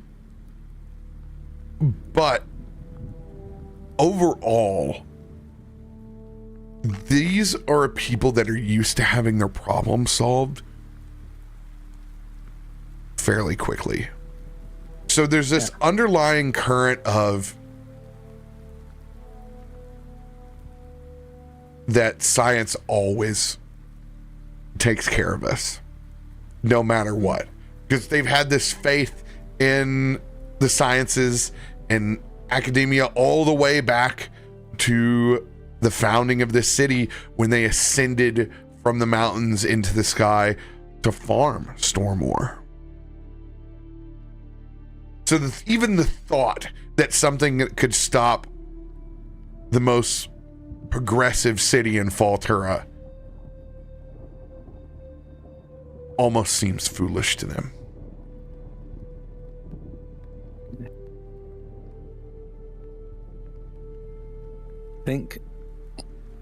I think as much of a falsehood that is, science quite literally failing them quite literally hours ago, and divination being what solved that. I think there's at least as far as Kallisto is concerned, there is a level of Kallisto, as far as Kallisto is concerned, as a warden, it's his job to worry so that the civilians can think that they always will be okay. They want, as a warden, Kallisto believes that we are doing our job when people can be sure that they'll be fine and not have to worry every waking moment. So even though the faith is misplaced, he is still glad that and wants to preserve the fact that they can continue being fear-free.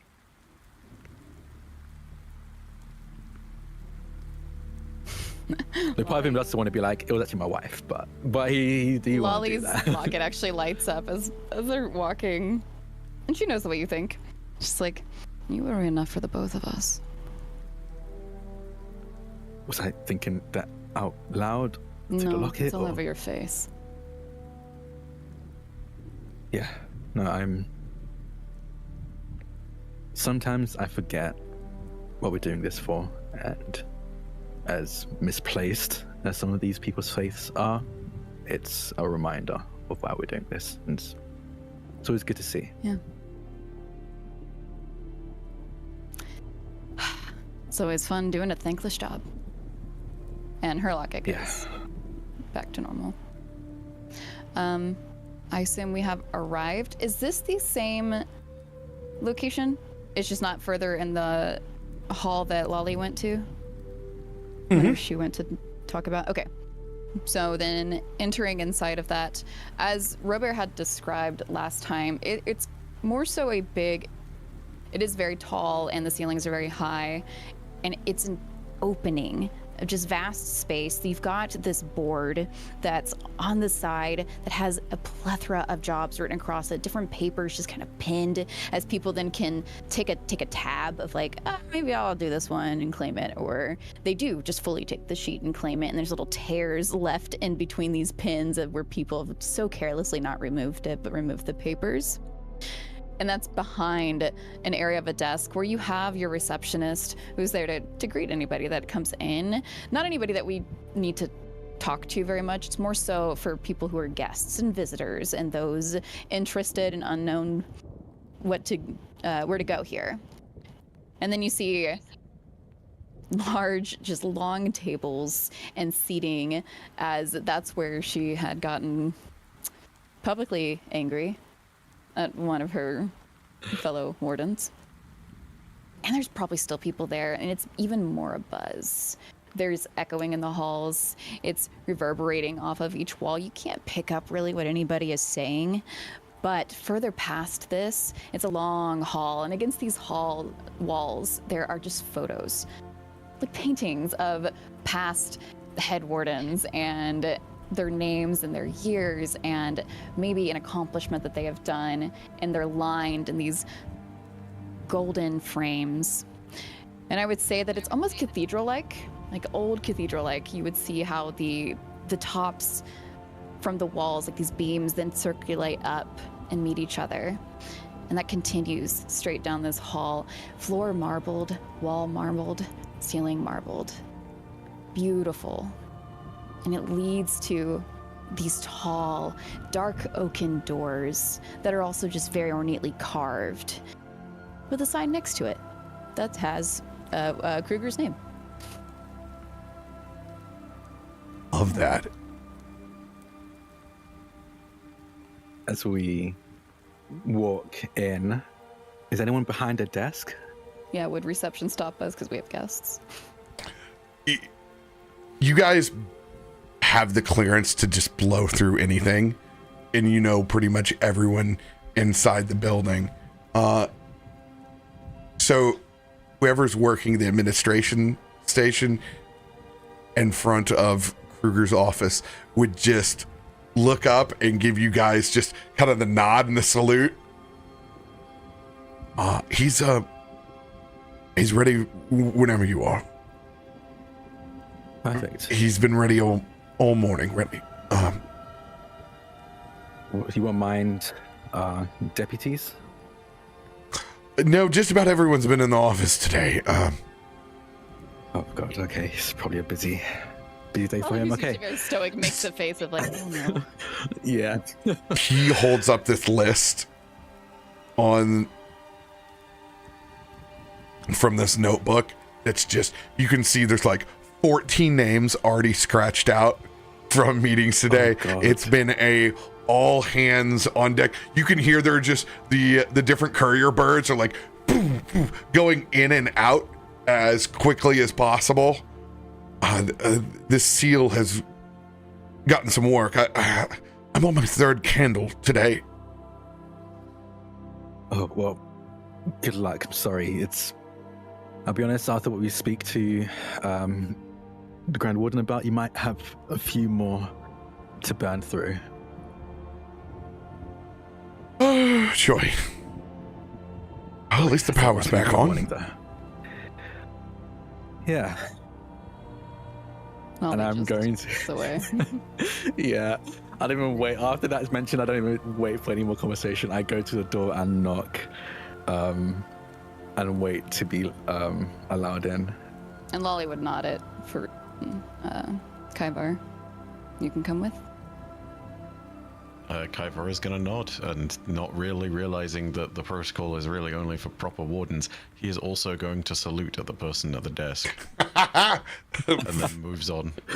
I would imagine Farouk is very much 10-year-old me in my grandfather's Masonic lodge, where I'm like looking at all the old pictures of past Grand Wardens and like different adventuring parties. And I think X-Men 97 does a good job of this as well, is they seem to go back to previous pictures of different versions of the X-Men and their party, of different historical ones where they pull it up, and I'm like, oh God, if I ever had a D&D show where you can pick up that photo that's like, there's the party from this era. I think he's looking at a lot of different defenders of Stormforge, which is kind of a wide-eyed, like this is a museum of other deputized wardens, and you have to catch himself daydreaming people a on little a bit. meteor. Weird. Someone's got an imagination. Huh. And as you guys get to slowly opening up that door, I'm going to let you guys take a quick break before you walk in to Warden Kruger's office. Yeah. All right, I I want will to be eat right back something. too. Snack on something real quick.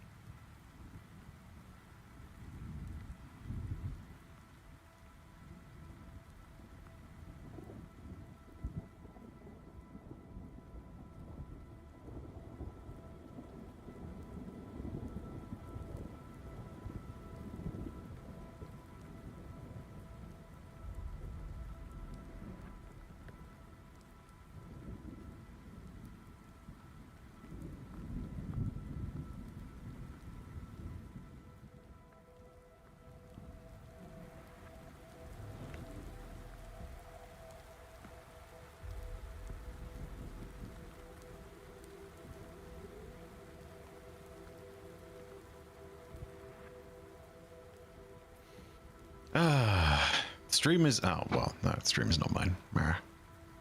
There I was. For a moment I was wondering if you'd stepped away too, RoBear. But if you need to, I can have the con for a moment. Fantastic. Yeah.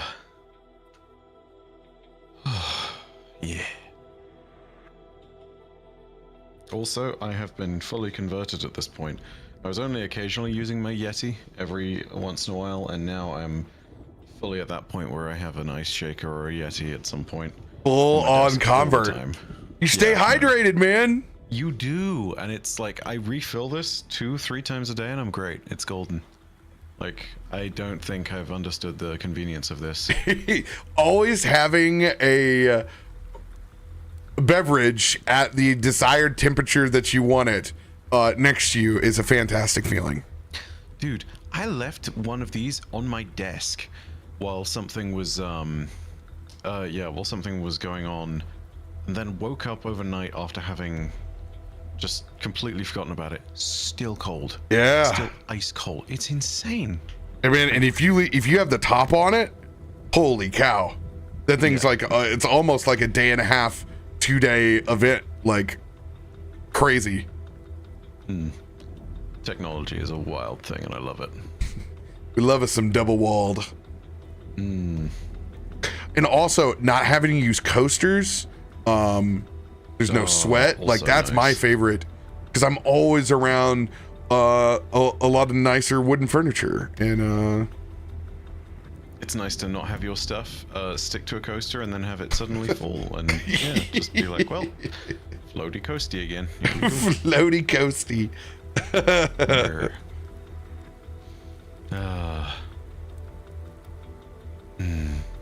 I can honestly say that I get it when I think it was Yeah, it was Radio who sent me the thing when I said I'd got a Yeti, and then it was like, "Welcome to the cup culture." Welcome to the cup culture. Now I absolutely get it now. Like, yeah, 100%. This makes sense. And especially down fully south. Understood, but yeah. Yeah, Keeping you especially cool. down south. Just another layer of refrigerant. Yeah. Ugh.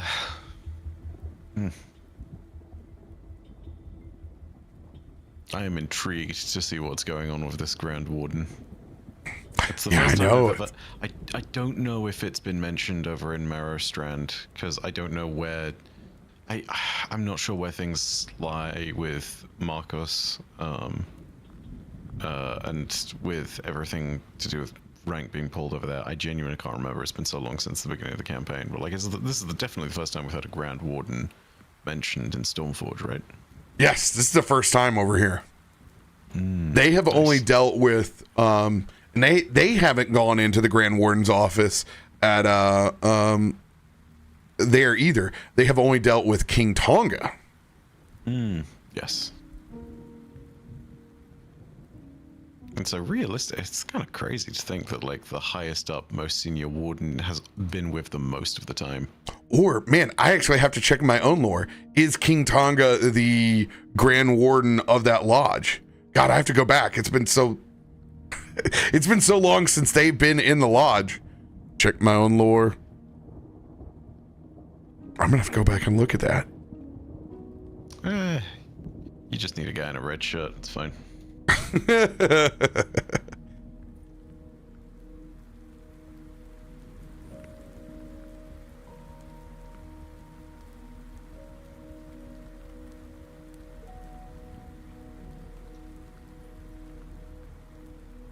All right.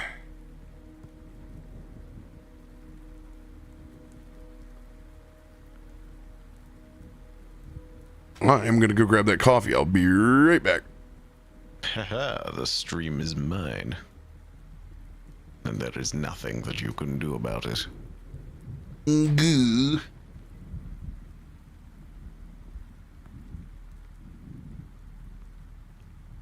So, everybody who's watching from home, thank you so much for jumping in. What have you guys been getting up to?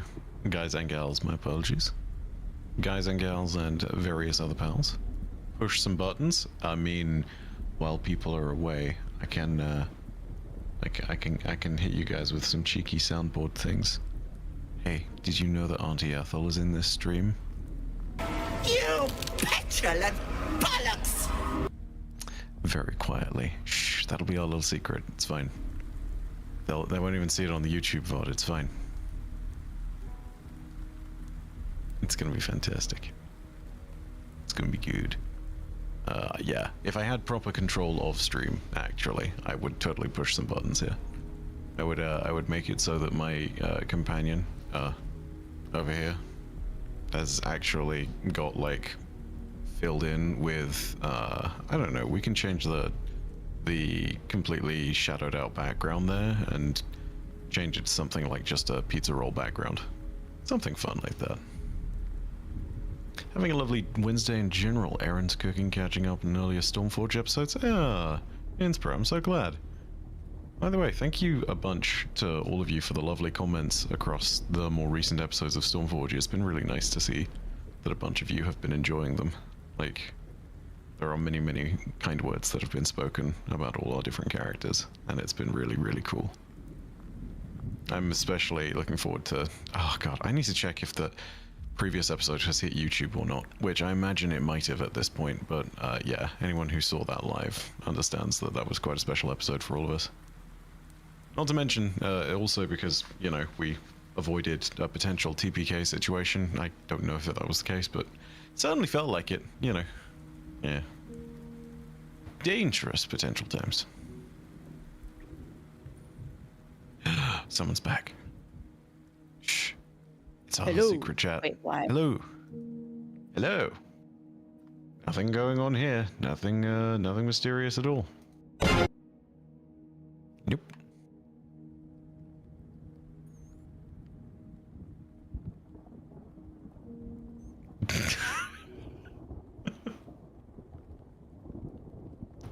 Sorry, did you hear the basil goose trumpet for a second?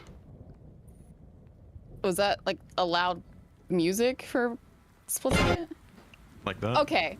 Yeah. I thought I had an ad in the background somewhere, and I'm like, the heck? I didn't even hear that. No, one of my buddies plays Monster Hunter, and we are all absolutely left with a small degree of PTSD from a monster called Basil Goose. It comes into random hunts all the time and just interrupts. No one wants it there. It's a party crasher in the most literal sense. Not even like a beneficial farming. I mean, it's fine, but it's also just like, we didn't want you here. You're in this fight, and you're just hellish, and it basically at goes every in party. I show up. Yeah. We didn't want you here. It comes in and it drops a bunch of bombs, and it's just I gross. just show up. But yeah, it You has show up its- and we're like, hell yeah, the party can finally start. Thank Yeah. God. That's right. I am the what's his name? Basil what? Basil Goose, yeah. I'm a basil goose. You've heard of silly goose, but have you met basil goose? Yeah, but it has its own theme music, and the bomb there is a small part of it, and in small close, circle of friends, everyone hears that and is immediately like, Oh no. where's the Basil Goose? Like, you hear it and you know.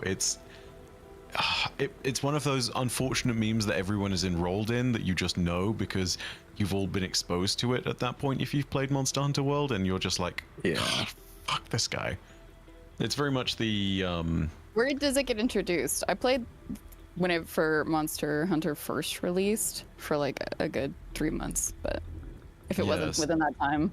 No, it's in Monster Hunter World. It's just it's way up into like the second half of the campaign. I think it first gets properly introduced when you're it's not Rotten Vale, it's the area after the Rotten Vale, so it's a little further on. Like, you need to properly get into the very late stages of things, and then after you're done with that and you start Yeah, getting I've into probably like never met high him. rank.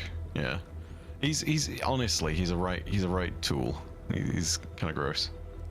They do So they also called just me? have yeah, they do also just Kinda have the gross. full oh. That's sad. I want to fight Sam. What's funny is y'all don't even know what I was called in high school. It's worse. Oh. What I called in high school? I was in high school or secondary school. My nickname was the Doctor. That's Which That's is very funny. fun. Yeah. that's either fun or incredibly ominous, and I should probably hear about the story. So I know Yeah, I which. can give the story. That's the surgeon. It became ominous after a while. At first, I joined my rugby team, my school's rugby team, and back then I was like very scrawny. I was like very skinny and scrawny. So my rugby coach called me the Doctor because I look like a nerdy doctor. So like that's how it started. And after a while, I started like puberty hit. I started bulking up just in general from the physical activity and just puberty hitting. And after a while, it just stopped meaning that. Like the Doctor stuck, but it stopped meaning that. And then I think like in the last few years of secondary school, I was like getting really into rugby, and this is not allowed. This is against the rules. But Steroids? but no. But in rugby, there's a thing called a maul, and that's when if you're running with the ball and all of a sudden you get stopped by a bunch of people, and people start crowding around you, basically making like almost like a not a huddle, because a huddle's like it's like just like a mass of people trying to get the ball moving again, but it's not going anywhere because you got people from your side trying to push you forward, you got people from the other side trying to push you back, and it becomes like just a mass of bodies. A dog pile. Essentially a dog pile, and like that's a very frequent thing that happens in rugby whenever someone's stopped and it's isn't taken illegal? down. No, that's fine. What I did within those malls is illegal. Isn't not illegal. It's not like I Nobody could stab tell. people. No, I would bear hug people, and like so if my opponent has the ball and I stop them in their tracks but didn't take them down and the mall like formed around us within the mall, I would kind of grab them and get the ball in their stomach and squeeze until they tapped out. And no one, it's not allowed, but you couldn't see it happening because there's so many Yeah, I wonder bodies why. involved in this. So oftentimes, when a maul happens and it doesn't move anywhere, so if it doesn't move forward or backwards for too long, it's called off and you go to a scram, which is like it's like a restart. Scram. So, by the time the restart is called, the person is usually not really hurt, but like winded enough not to be able to play for a while. Is that what you tell yourself to feel better? I didn't put anyone. I didn't take. No. That's what you called the doctor. Yeah, that's why after that, that's why the doctor stuck, because my coach would joke that they would have to see the doctor after playing against me. You don't want to see the doctor. And the whole time I was a Doctor Who fan, so me as a Doctor Who fan was like, I'm the Doctor. I love this. I think this is cool. He had no idea, but I was a big Doctor Who fan. Still am, obviously. So to me, I was the Doctor. Weird. Interesting. Weird connection there. Weird that Doctor Who reference Blade Runner, which reference Alice in Wonderland, which reference Carpenter. I mean, Very honestly, strange. it's just a very weird string of coincidences. Someone should really check that out. Yeah. You're playing in a rugby TTRPG. Exactly. It's like an anime swim episode, but instead you're on the Speaking rugby of, team. highly Does recommend rugby? Fight with Spirits. It's a sports anime TTRPG. Is this the one you were talking about? No. Yeah, no, it's by that's the not. same Wait, people. it is. It might be Fight with Spirit. It's the same people who made Good Society. They made a sports anime TTRPG. Highly recommend it. Incredible to play. I like the got box to art. It's really good. I got to beta test it. I was one of the play testers and beta testers, and it was Nice. very, very fun. Highly recommend. Oh, you're a beta? Imagine. Weird. I am the letter B. Is that what beta is in the Latin alphabet? Is it I B? think so. For Greek? Yeah, Yes. for Greek. Yes. It's B, I yeah. personally wouldn't know. I'm a Sigma myself. I don't know what that means. Neither do I only know what it means in mathematic terms. Sigma is the sum of. So if you have a sigma symbol and then an equation or like a formula or something like that, sigma means the sum of this thing within those brackets. I did have Beta.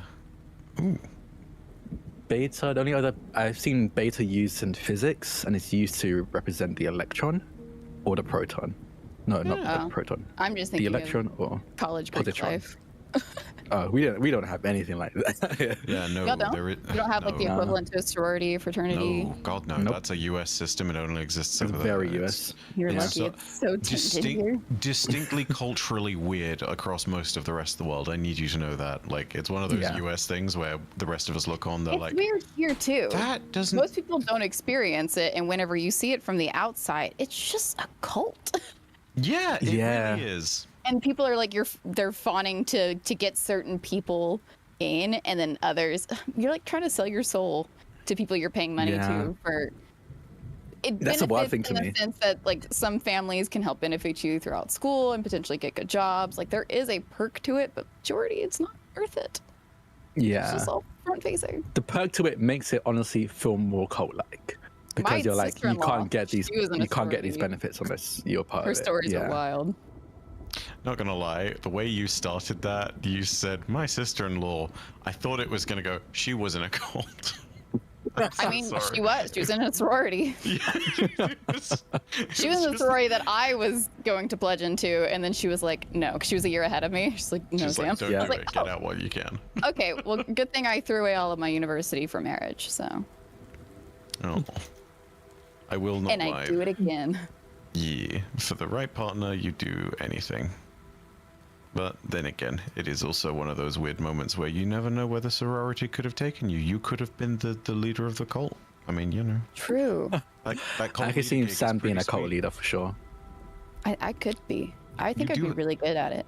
Do I give off cult leader energy? The Yeah. homunculus is behind you more so, but I mean, you know. I'm still active in mini You cults. wouldn't see it. I haven't even showed you my new child. You have a new child? Oh, no. You have I have a a new, new- you have a new, No. Oh, I feel like this might be a good interlude if it's easy to. You want to see my new child? Hell You're yeah, gonna just let's see do Not it. really. Let me show you but my you're gonna new do it child. anyway. Oh, you said you would love to, Drak? Let me grab it. Yeah, absolutely. Little demon child. You're gonna see the demon child, and you're gonna like it. My favorite thing is being like, not really, but you're gonna show me anyway. Because a lot of the time it's just gonna happen anyway. You want to see my child, Drak? No. Yes. Good. What if- I Okay. have a lot of children. Whoa, I'm purple. What if fans have been sending creations as their D&D character, as our D&D characters, as the abominations? So Lolly God. in this form. Oh god, that'd be Oh, terrifying. I see the legs of it from off screen. Yeah. So for those of you who don't know my children, and this is why I give off cool leader energy. Thank you. My original baby. Oh, hang on. Her shoe fell off. I gotta fix that. This is my original. This is Aragorl, and she has shown up in many a D&D campaign as a homunculus. I remember Just I remember when I terrifying. first started interacting with you, Sam, on Twitter, and it was a profile picture of it with them on your head, and because most of the time I'm on my I think phone that's for my Twitter. Discord photo. If you click on my Is profile. it your Discord right now? Yeah, it's my banner. It's not like that yeah. exact one, but it's me holding her. And I remember like, because most of the time I'm on my phone when I'm on Twitter. I usually don't do it on I'm not on Discord most of the time, so I didn't notice it for most of the time. So I was like, oh, that's a really cute picture of Sam. I really like the pink background. It's really very pretty. And I remember one day in stream, I saw it in the background, and I was like, what? That's my favorite hell thing when is people are interacting and they're like, what's in your background? And I'm like, my children. And I remember in that moment, because in my brain you were like, wholesome Sam, sweet wholesome Sam, and in that I know moment somebody everything in- changed. What In that moment I was like, oh, you're a freak. Stop, you flatter me. This is Aragorl, and then of course she had to have a sister, and this is Aratorl. But my other children, we have my first I've seen beautiful this. guy. Yeah, Excellent. look at him. He was in a one shot. I played as him, description and all, and we called him Litter. And he talks like this. So that's Litter. I don't like that. We love No, Litter. no. The second one that came to me was this beautiful Bimbaby. What? What is this? What is this series of this weird face on things? They're just little guys. Oh, Is it a comic book series or is it like No, a? it's an artist. It's just a specific artist, yeah. Yeah, his stuff is hilarious. This was His stuff has my been like next memes for a one. long time. My Oh, beautiful that's little good, though. lamb. Yeah, he just a little lamb. oh my god, it looks like Screech.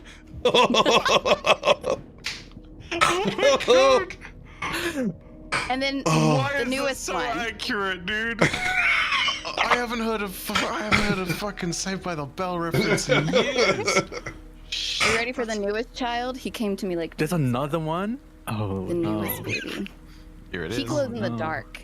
Oh no, so you can't even hide from it. Oh no. No, that's a no. That glowing in the dark would terrify me. What does it have a constellation on the back for? Like a tramp stamp. Why Like a little ask questions? Are you making fun of my children right now? Yes, that one in Yeah, particular. They deserve to be bullied. That's a little monster. Disrespectful. Usually I'm against cyberbullying, but I think it's okay. It's morally correct. You know what's the best part about all of them? They have lips that extend. What? They have widow whips. Oh god. Oh, that's not okay. Here, let me find the link for chat if you want to know who the artist is. He actually makes really funny comic stuff, and it's written in a way that makes sense, but it also doesn't. Just like his creatures. Just like his creations, yeah. It's like, that's a bee, but that's totally not a bee. Oh. Incredible. And that's all in your stream room. You just Yeah. I mean, there's more, but they're not these. They're not that level. I have a gnome. I have my gnome Milton, and then I have a frog that has a butt. Like he's got cheeks. This is my creature. I called him Hugin after one of the crows of Hugin? Odin. Yeah. Where's on that note? Do you have a moonin as an accompaniment, or do you No. need to So find I need to find one in the game. I bought this because I played an artificer, and one of my it was a artificer. It was a different system, but it was like artificer based, and I flavored them having 2 of these, and they were called Hugin and Moonin. Excellent. But I don't actually physically own 2.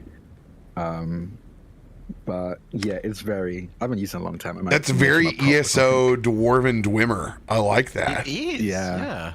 It's even down to the red accents with the like crystalline power sources and stuff. Here is the artist's official website or their Instagram. That's the same link, Sam. You should copy the other one. To further empower your nightmares, everybody. Comic stuff is funny. Those are the links. Sorry, YouTube, you had to be. You had to be here. I had to be here. Mm-hmm. But I will say his name is Chris Simpson. He's a cartoonist. He's actually in the UK. Haha, he's near you. Oh no! This comes I need from to get your out of here. land. Honestly, not surprised. I've adapted it. Our land has long been cursed. 14 years the curse has persisted. But soon, Long been one cursed. day it shall hopefully be lifted. Maybe. We had what's his name? Oh my god, you definitely know this character.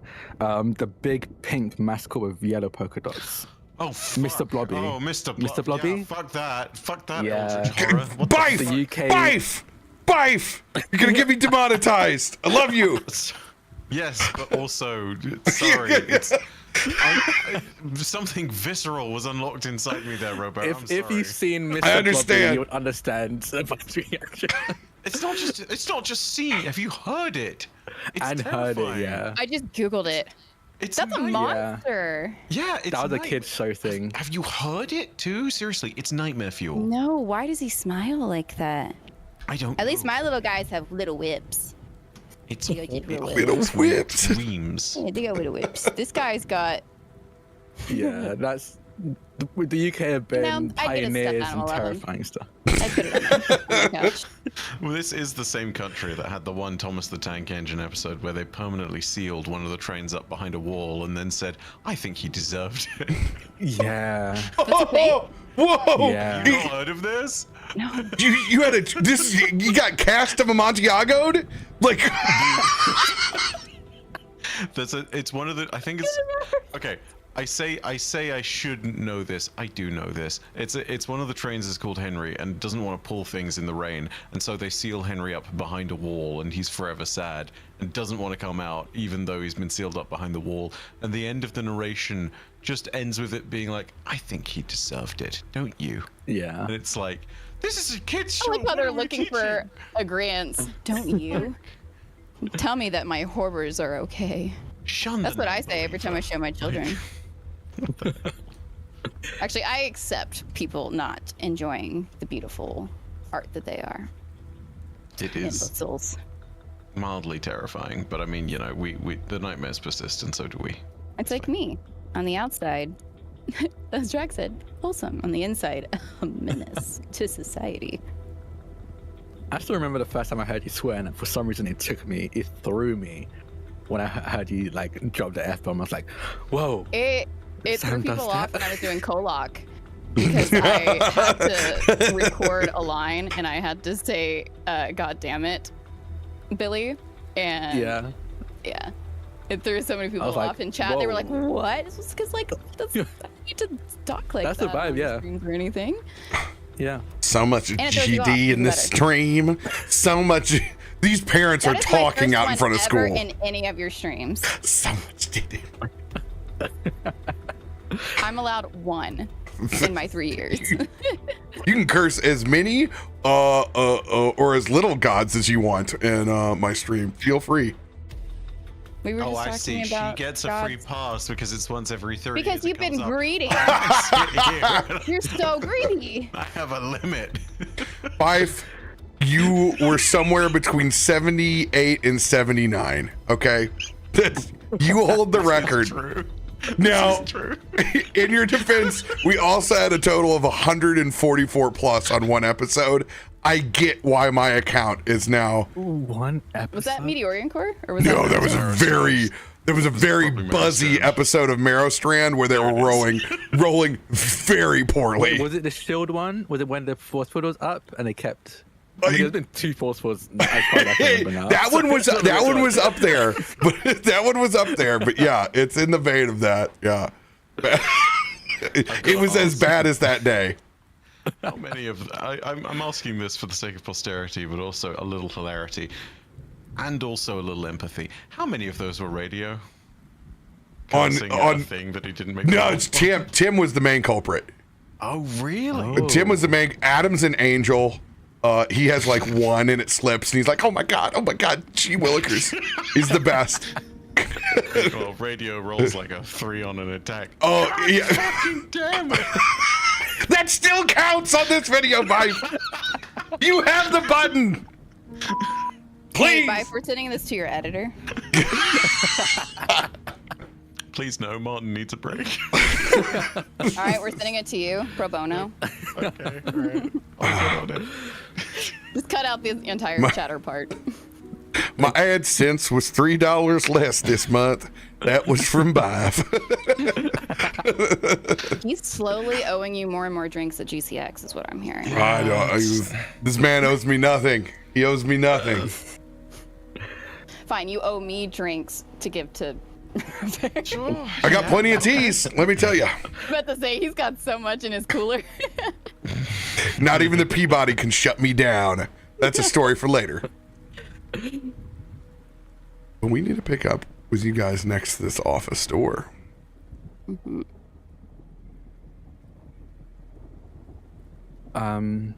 Kallisto opens the door with purpose. Doesn't not slowly, not too quick, just with purpose as he walks in with everyone else. Molly walks alongside him.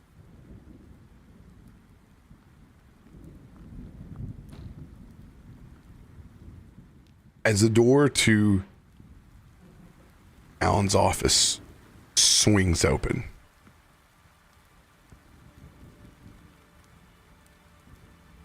there is an air to this office. It has a presence. As this being the top brass in the position that has been responsible for so long protecting the areas that have been forgotten about or left behind, there are even more plaques and images of adventuring parties of the past, even some from the original miners of the mountains below. Some very old pictures. There's even over to the side a encased chunk of original storm ore.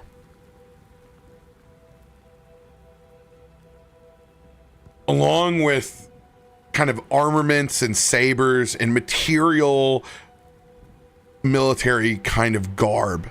That thing stands out the most because inside of its actual glass containment, there is, it's kind of like a biodome. It has its own little storm that it's manifesting. Even just this small handful of bit, you can tell there's an intense energy involved with it. And it's not too dissimilar to those wild electric orbs that you can put your hand on from old Spencer's Gifts, where that blue electricity will shoot up like a Tesla coil kind of over to the side, but it's safe to the touch. Even the carpet, when you take that first step, it's like the good vendors at a convention that have laid down the extra foam layer underneath their carpet, and it's kind of like walking on clouds inside the office. and it's about a 30-foot walk all the way back to his desk that kind of encompasses, it turns into a library once it gets back this far. Lots of dark woods have encompassed this room. It's got that classic mahogany, library-ish escape kind of nook.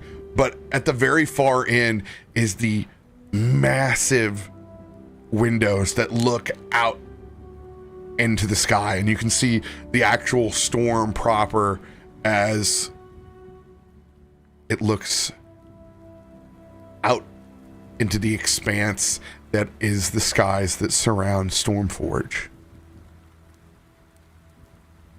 And he has his back currently to, it is a long 3/4 length jacket that is a dark navy blue with bits of gold trim and adornment. You can see there's a very, very long gray hair that is tied up into a bun that sits in the back of a admiral's hat that sits and slides vertical.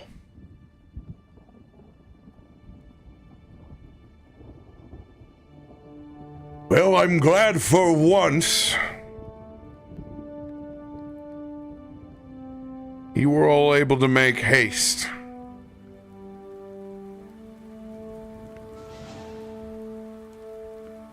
Typically, when times like these, you're already at the heart of the issue.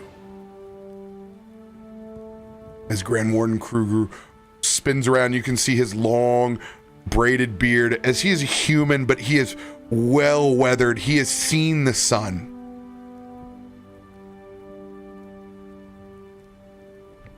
Loluphia, it is a pleasure to see you once again. Kallisto,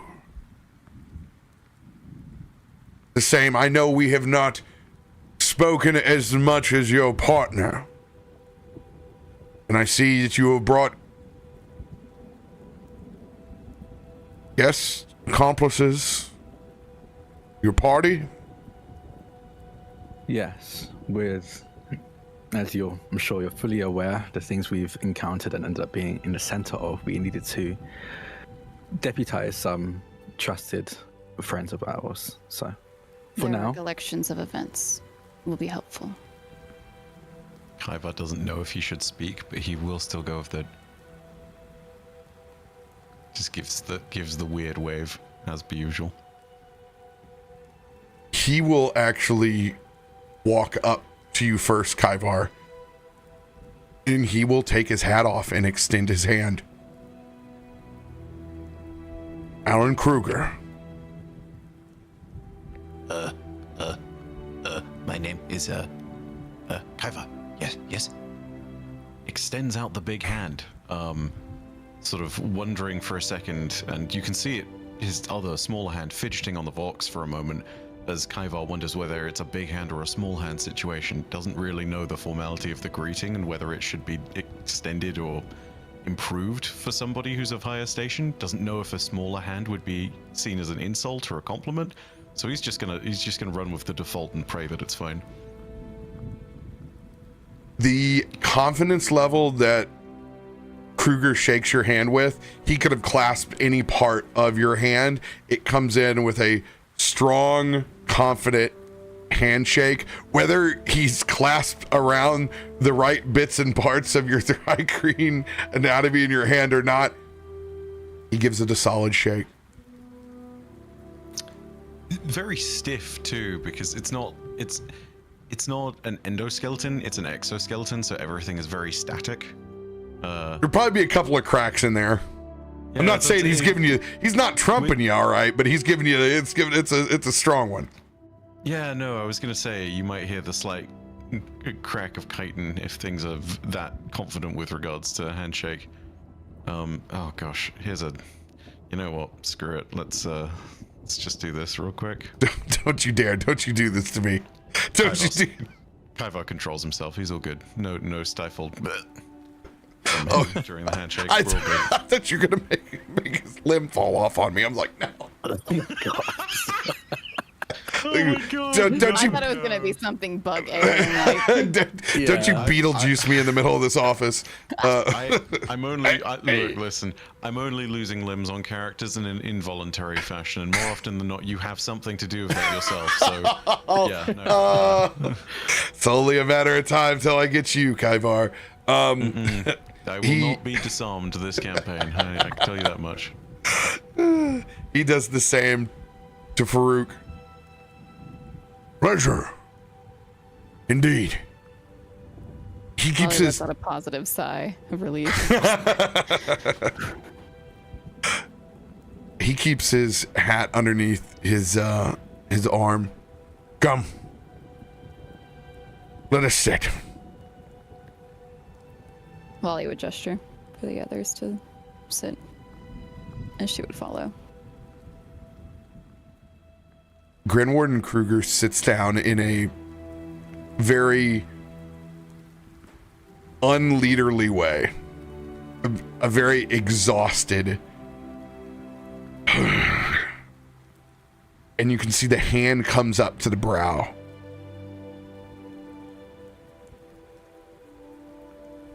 Let's cut to the chase with what's on the top of my list.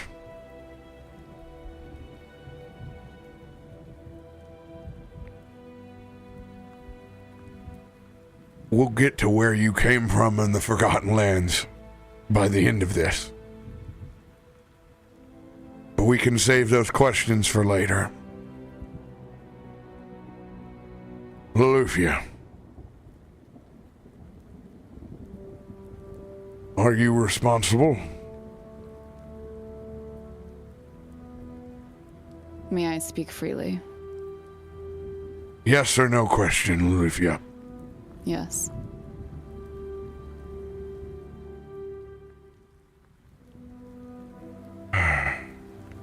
You can see there is this big weight that seems to be lifted off of his chest. Thank the gods. Yeah. As you were. But outside of this party, you are the only one that knows that.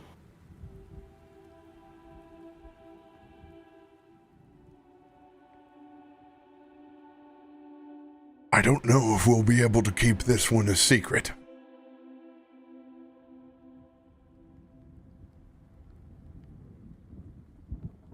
Do you have a suggestion? I'll be honest to all of you. We have far worse things to deal with than the opinions of the academics or the stubborn.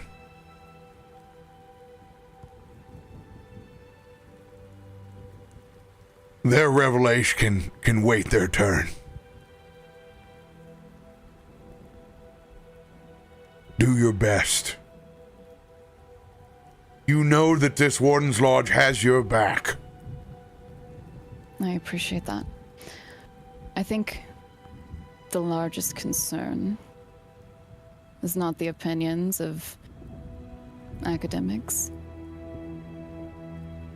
but the then knowledge of other parties.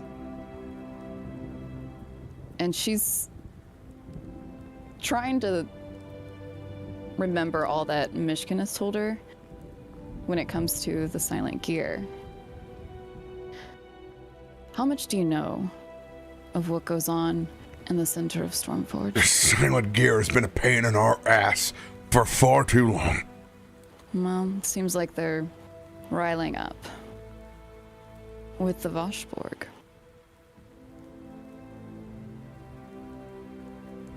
What do you mean with the Vashborg?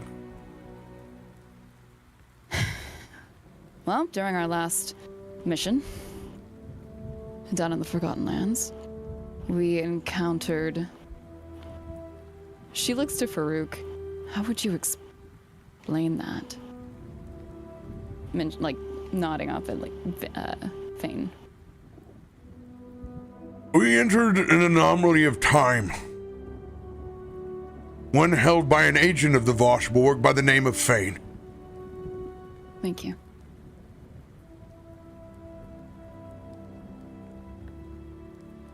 Faroük kind of looks at you if you want him to gesture any further. Yeah, she nods. Fane was sent on a mission many years ago. So long so, it required him to keep this anomaly in time. There seemed to be forces within his own organization that wanted to usurp his own work. There are strange things that even all of us do not understand.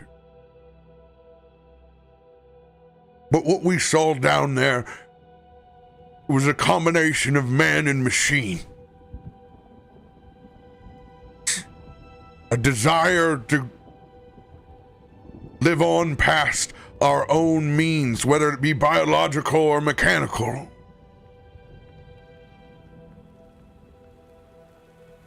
And long story short, there seems to be a faction within both of these organizations that wishes to supersede both of their own works. It may be hard to believe, but we've witnessed it firsthand. Part of the Voshborg and the Silent Gear have come together over that one desired purpose. Infinite continuity.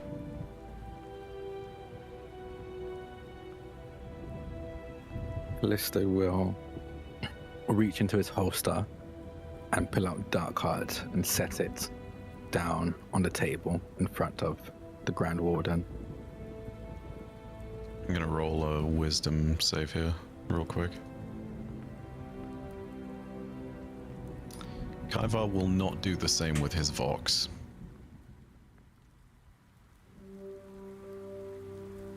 This, well, it looks a bit more electrically charged than before, as I look to Loluphia.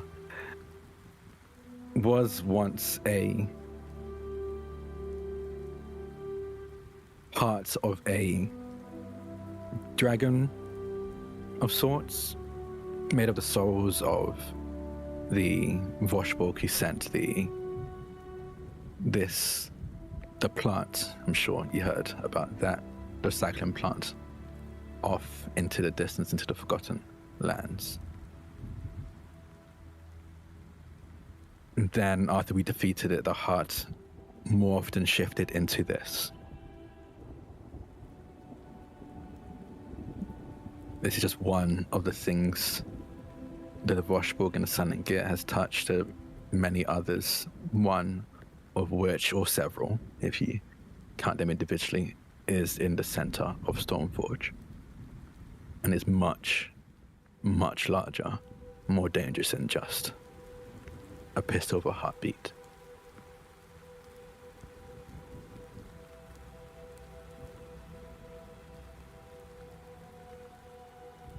He takes a long look at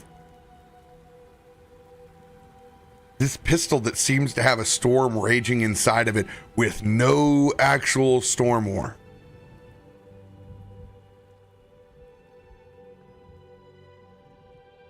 You don't see that every day. No, but Just we're seen starting to like before. see things more frequently. Does the name Cymric mean anything to you? No, I can't say that it does. That is the entity that is in the center of Stormforge. I'm not exactly sure where. I'm gonna be super suspicious here, and this is way over the top. Can I insight check him on that does he know Cymric bit? Yeah. I'm sure. Okay, gotcha.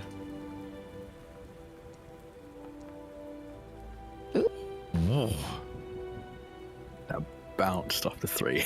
I know. It bounced off the 1 too. That could have been bad.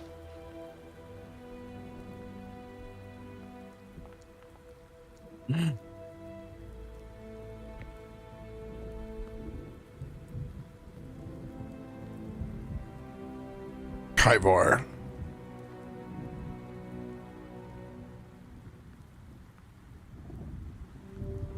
You notice a man that was overwhelmed when you came into the office, and one that seems to be struggling, adding even more onto the pile.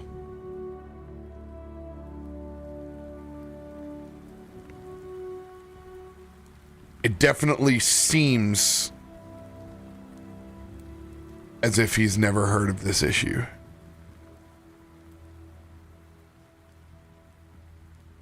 Inquisitively,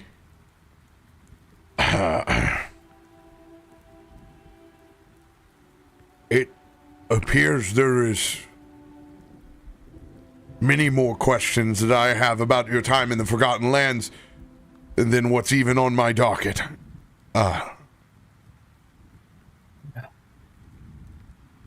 I'll be honest, this changes things. As he gets up and he kind of goes over to the general war table and begins kind of placing pawns about. And he wipes the sweat off of his forehead and looks back at the rest of you.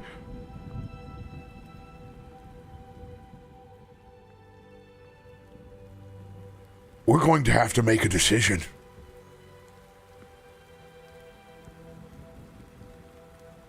We're going to have to prioritize the imminent threat. And I don't know, with what you have told me already, and you haven't even already finished, what is a greater threat than what is hidden inside of our own city? The threat of a god that wants to remove us. Yeah, I was gonna bring that one up next. Yeah. We noticed the Aarakocra. Yeah. Unlike the Illuminated College, we listened to our informants in the top of the city. They have been clamoring for some time that we have been literally flying too close to the sun.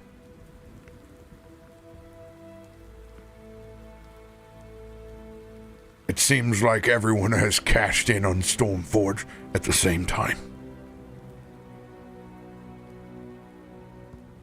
I will tell you all, I have pulled every warden from every post.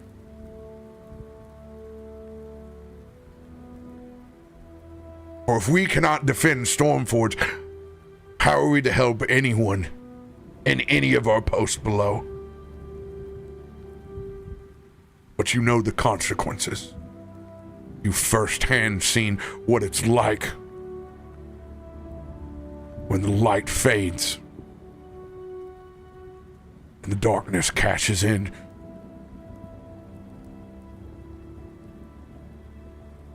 We'll be leaving behind scarred lands. But we have no choice. For if we do not persist, we cannot help anyone.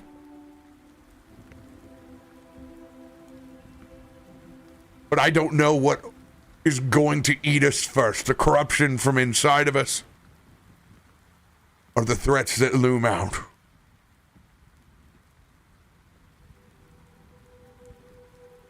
That is a question that we've asked ourselves with no answer. Kallisto stands up and walks over to the Grand Warden by the war table and will look down at the pawns that they've set out and will pick one up we have Cymric in the center of Stormforge, and they'll set that pawn down and then pick up another. And Yancy Ben most likely quickly approaching if the storms have anything to say about that. And we have the wardens that we pulled from our posts. And if push comes to shove, we might have to start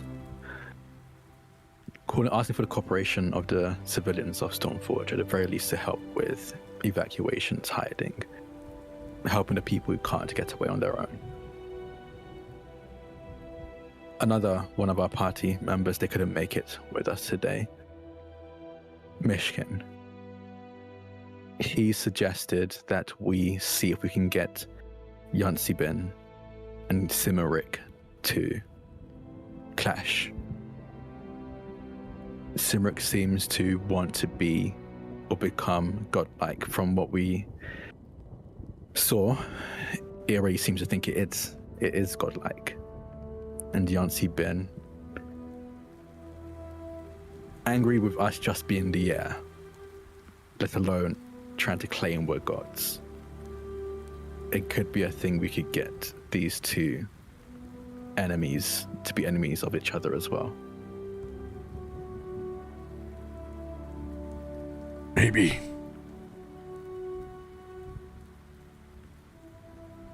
But what about the other side of the coin?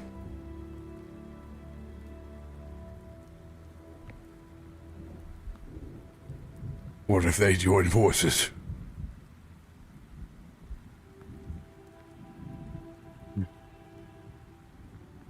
What if they both want mutually assured destruction? If this thing, this entity, if it's true that it wants this sort of digital lichdom,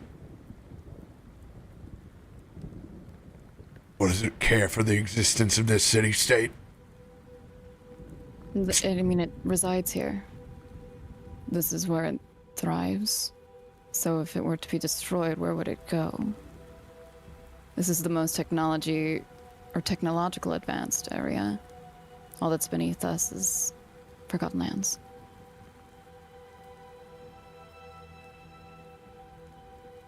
Loluphia, unfortunately, that's not true. Where else is there?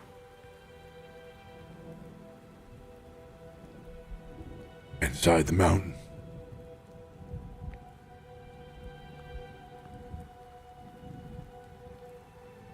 Could you elaborate more? It's where from all the first tech was born. It wasn't all excavated? No. Great. All of the first tech of Stormforge originated there. There have been wardens classically over the years that have wandered into spots and places that they could not describe. Technology that's even foreign to what they've seen in our own city. We've had theories. There have been rumors that not all have ascended, that some stayed behind.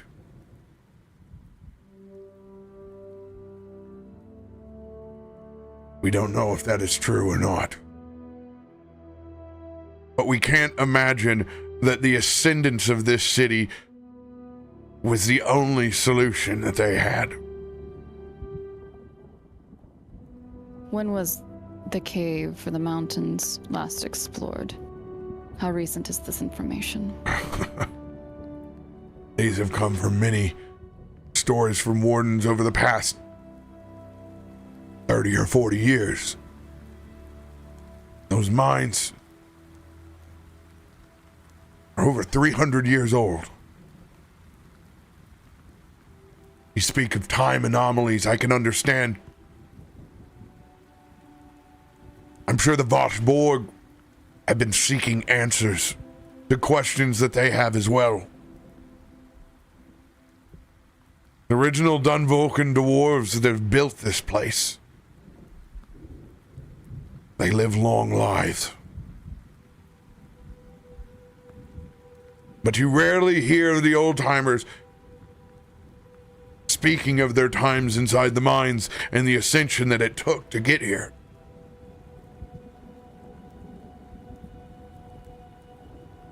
That means there could be all sorts of things hidden inside that mountainside. But back to your point, if Cymric truly chooses to ascend, what's one city to contain them? As energy is energy and does not dissipate.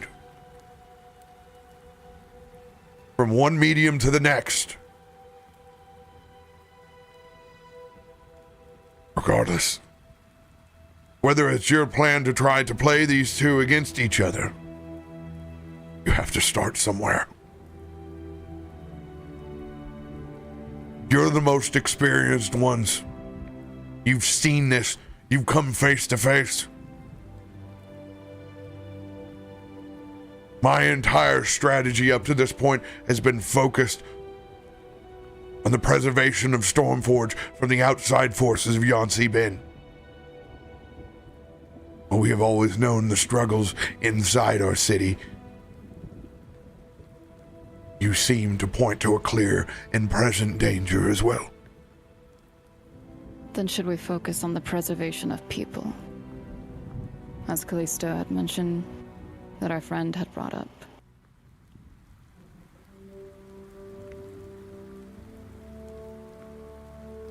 I believe they will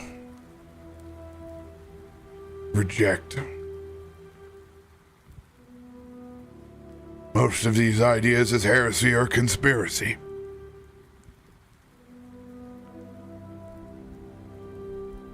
I fear that most would choose to stay versus go back to how they lived as their Then at that ancestors point, before. That would be their own decision. But at least putting the information out there for those who would take heed. I don't think staying silent is what wardens would do. The dissemination of information is not ours to choose. You know the Illuminated College will control that message, whether we want to or not. Have you spoken with them? Absolutely not yet. We have to be very clear and deliberate. Well, we should think of something quick then. All of this is imminent.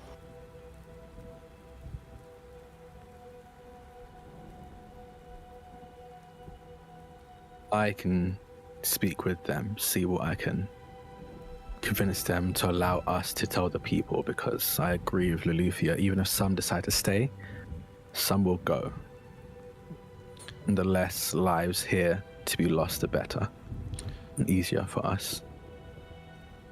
RoBear, would the Illuminated College also, it might just be completely separate, but the one librarian that we absolutely despise, just a librarian or also part of the Illuminated College as an academic?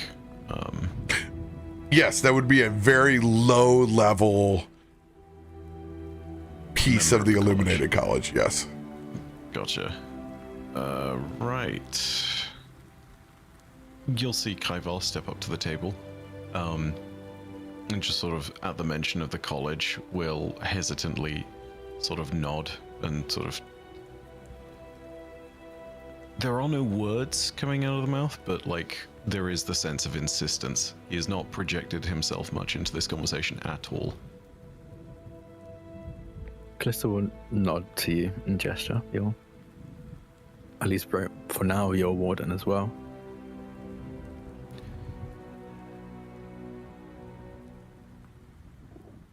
I understand why you do not like the college. Yes, they are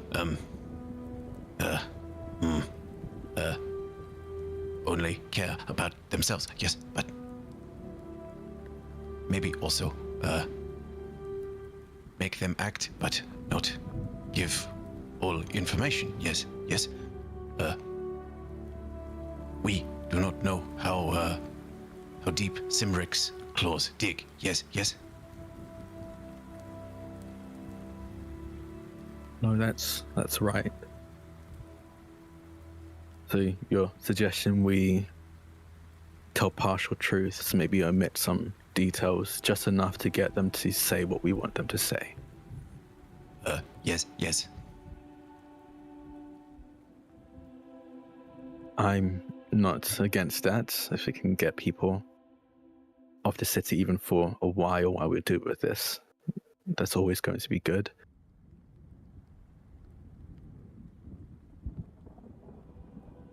I'll look to Kruger to see what he thinks of that.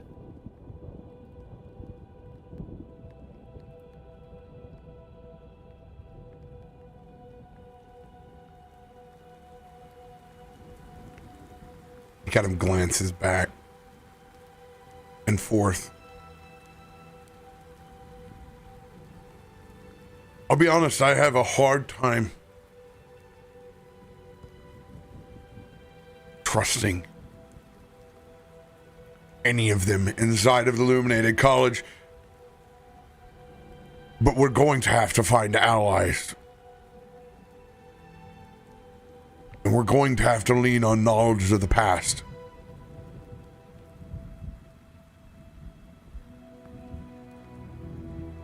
We're the ones that have been in charge of clearing the pathway. If there ever was a time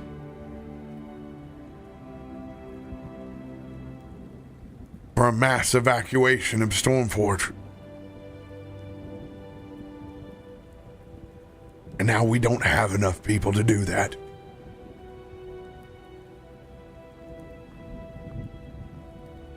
If these people leave and go back to the ground, they will have to take up in arms. It'll be like turning back the clock.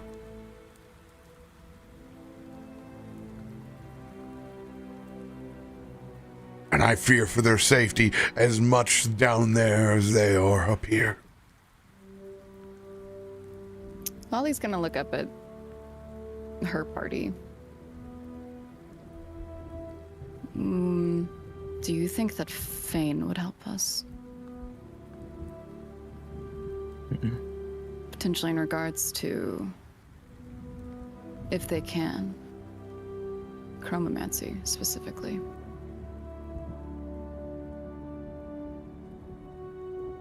Or at least be able to talk about things that they know. I don't know magic, so I can't say how it could be applied, but I do think they'd be willing to talk at the very least. This era of the Voshborg ruined his, I can only assume, lifelong research. I hope at the very least there's some desire to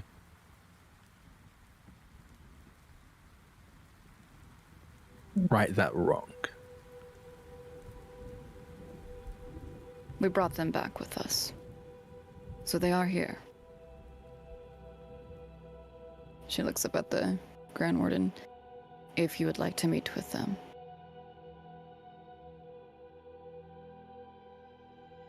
Indeed. Everything is on the table. I can't speak of their willingness, but as with everything we're doing, we can at least try.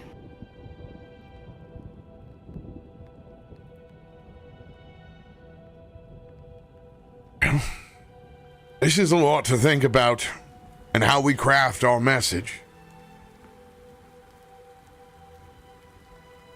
In the meantime, we also have a clear and present danger around us. While all you have been able to control the storm in ways none of us ever could. I call it sheer luck. I doubt that. We have been picking up pockets of strong anomalies around the city.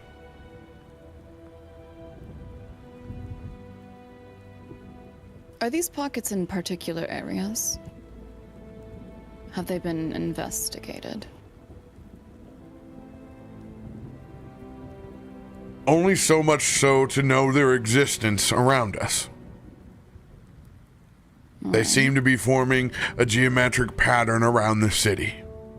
Has this been mapped out? Points over to the warboard.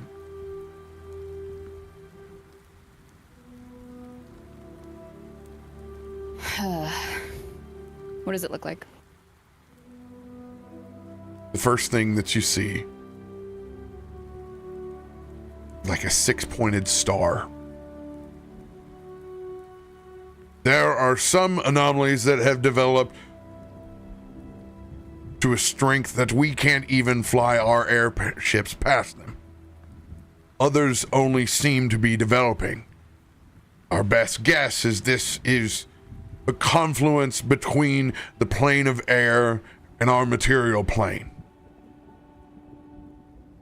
The first order of business is to keep these anomalies at bay.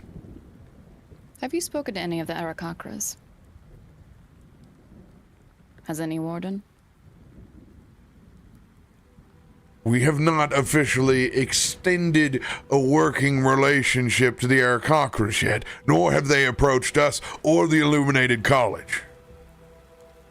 But We yes, should probably be the first ones. indeed, they are at the top of the list. Regardless of public opinion, I do believe that they have come here to aid us, I do as well. as they, above anyone else, would understand what the tyranny of an angry god of the air would be.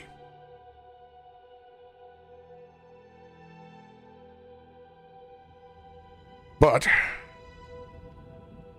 we also need to be prepared ourselves.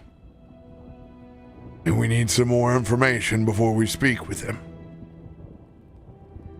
He reaches over to a long chest.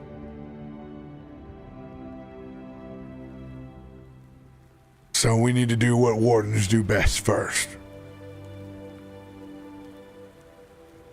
Opening up the chest, Kruger begins pulling out boots of cloud striding.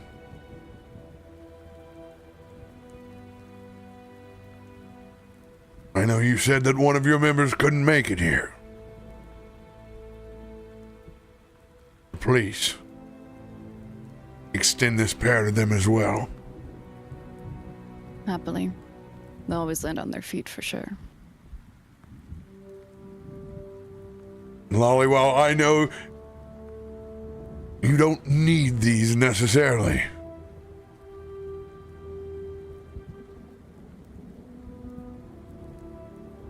It would give me a better confidence to know that you had them. Like I said, even our airships have had trouble getting close to these anomalies. We need to neutralize one first. All right. Once we have that knowledge, we can share that back with the Arakakra. Is there a specific one that you would like an attempt on? Yes. It's not the strongest, nor is the weakest. It's one that's developing and getting stronger. He points over onto the map, one to the east side of the city.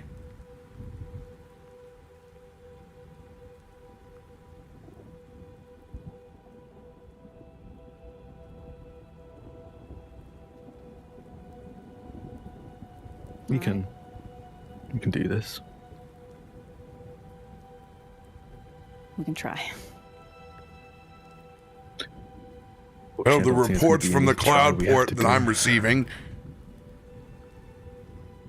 you've done a hell of a job before. Thank you. But remember, these things are like portals. They're trying to bend and pull in worlds. There's no telling what may be at the center of these things. Would Lolly be able to assume that it has a similarity to whenever they were against Yansi Ben and there was those moments of energy portaled and transported to elsewhere? You and Myshkin would be able to assume at this point that you were pulled into one of those anomalies where Yansi Ben was. Well, I'll have you know, one that's missing, and myself have been through one of these anomalies. I have tried to control it before. Failed. But I'm willing to try again. We need to find a success. I will find you a success. Through hell or high water.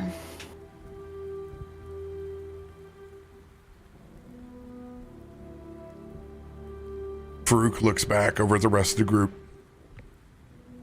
Would it not aid us to reach out to a champion of the Arakakra?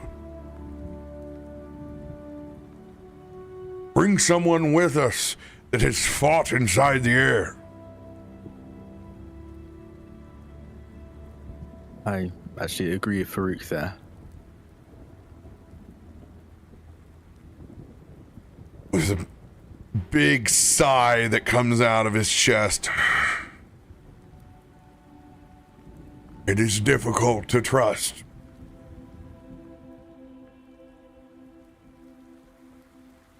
But I will follow your judgment. You have not steered this city astray, and you have not done it to this lodge either.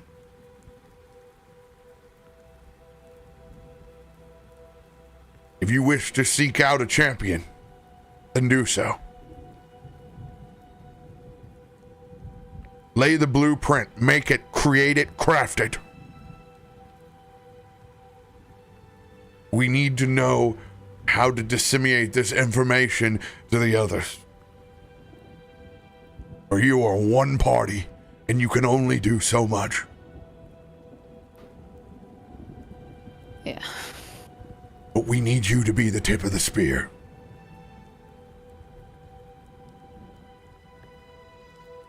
There's only going to be one group that takes on that final anomaly. And it needs to be the best. But that will come soon.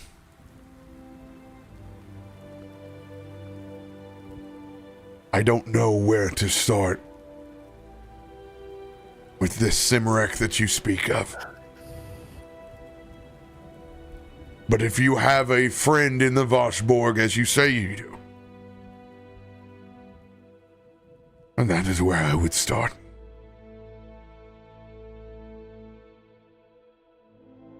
But remember, through all of this, the silent gear persists.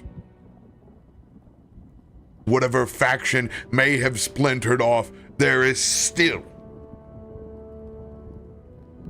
individuals living by their creed and acting by their laws. Be safe. Trust few. Mechanically, these boots of cloud striding allow you to tread past through the anomalies as if they were not. I'm losing the word. Difficult terrain. They're able to keep you suspended for a period of 10 minutes off the side of an airship, and then you were on your own. So you can move freely between these storm anomalies while you're using them.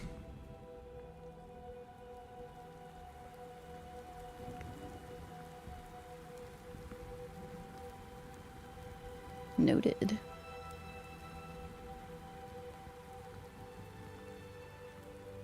First order of business is the anomaly. After we've dealt with it, you choose the path. As he moves a couple of pawns across the war table.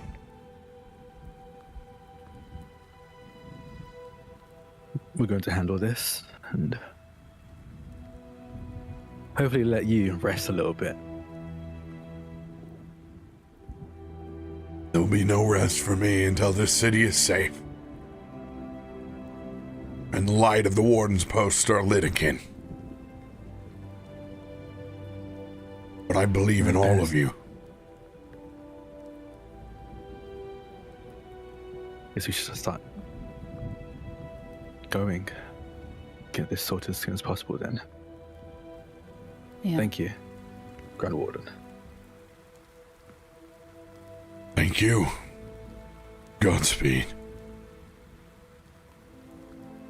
He's gonna turn and fixate his hat and look back out at the storm.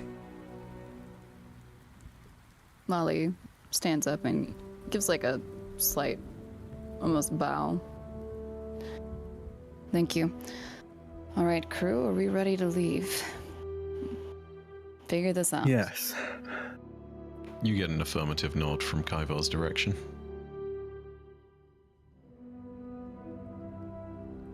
Farouk nods his head. In tow, under her arm. Haven't worn shoes in a while. Oh yeah. I did do a quick stop home. I need to grab something really quickly, something that would probably be very useful in this situation specifically, actually.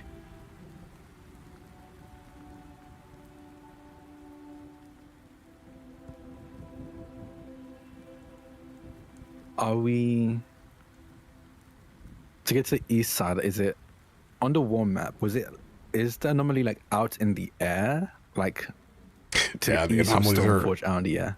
Yeah, so it'll be, Okay. we would take one of the airships out and then jump off from the airship towards the anomaly. Yay.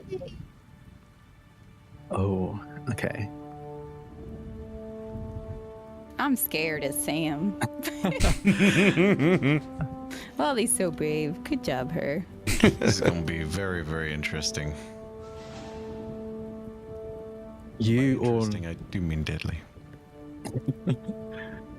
you all get going. I'll meet up with you. I'm going to get my jetpack.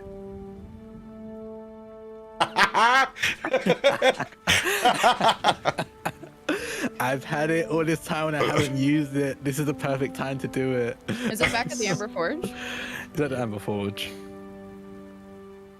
I mean, Well, look, on the if you run bright into side, Myshkin, let him know where we are. Yeah. bright side, Drak, you know Will it do. works. Ifrin tested it. Yeah. Wait. I can't remember if she did. I remember saying something about that. I think she did. She Yeah, like, picked it yeah. up. Yeah, she did. Yeah. And she filled it up. Yeah. So, yeah. Molly I doesn't will- even contest. She's like, yeah, no, this is actually smart. Yeah, and Kallisto's gonna sprint, just like full tilt run. Waste no time to get to the Amber Forge, to grab the jetpack. And if I see Myshkin there, grab him by his new hands and drag him. But that's if I see Myshkin there. Unfortunately, no one's noticed Ed isn't here. I'm gonna What? speak. I'm gonna speak Yeah, for I him. know. He's pickly, like he's eating, like pulling the ham and the sausage out of one of the like omelets when you come back. Just being a picky eater, like coming in, like not touching the egg. Sorry, I'm speaking for your head. He only likes fish, remember? Oh, Kallisto will rush by Myshkin and then pause. Just look at Myshkin, make it very clear that he's noted the horns and the hands, and then runs upstairs, grabs the jetpack, and runs back down again. A lot to explain and explain it on the way, but we need to get up and go. Have you eaten? Why are you pulling it apart? Just eat it together.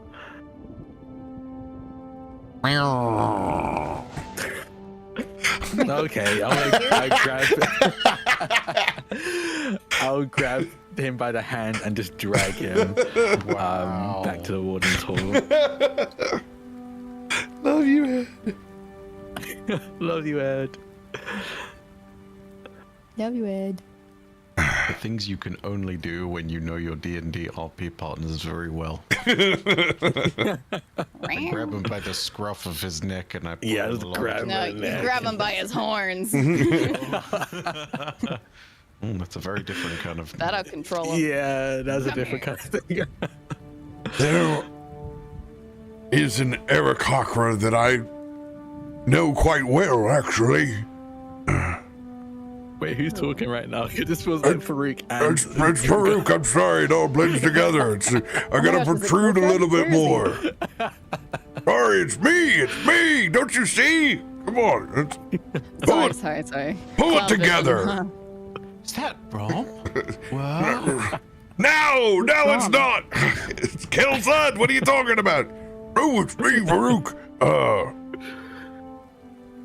I do know one of the Aarakocra quite well. Are you sure they're one of the ones that have arrived? Indeed, we've spoken many times, correspondence over the years. We are not so disconnected with the plane of air as the rest of this city. I think Zycius would be a great addition.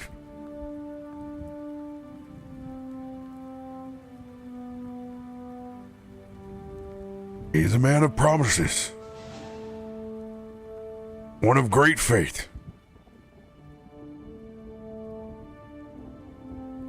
If there's anyone that could help us maneuver the skies and stay on one piece, it would be him.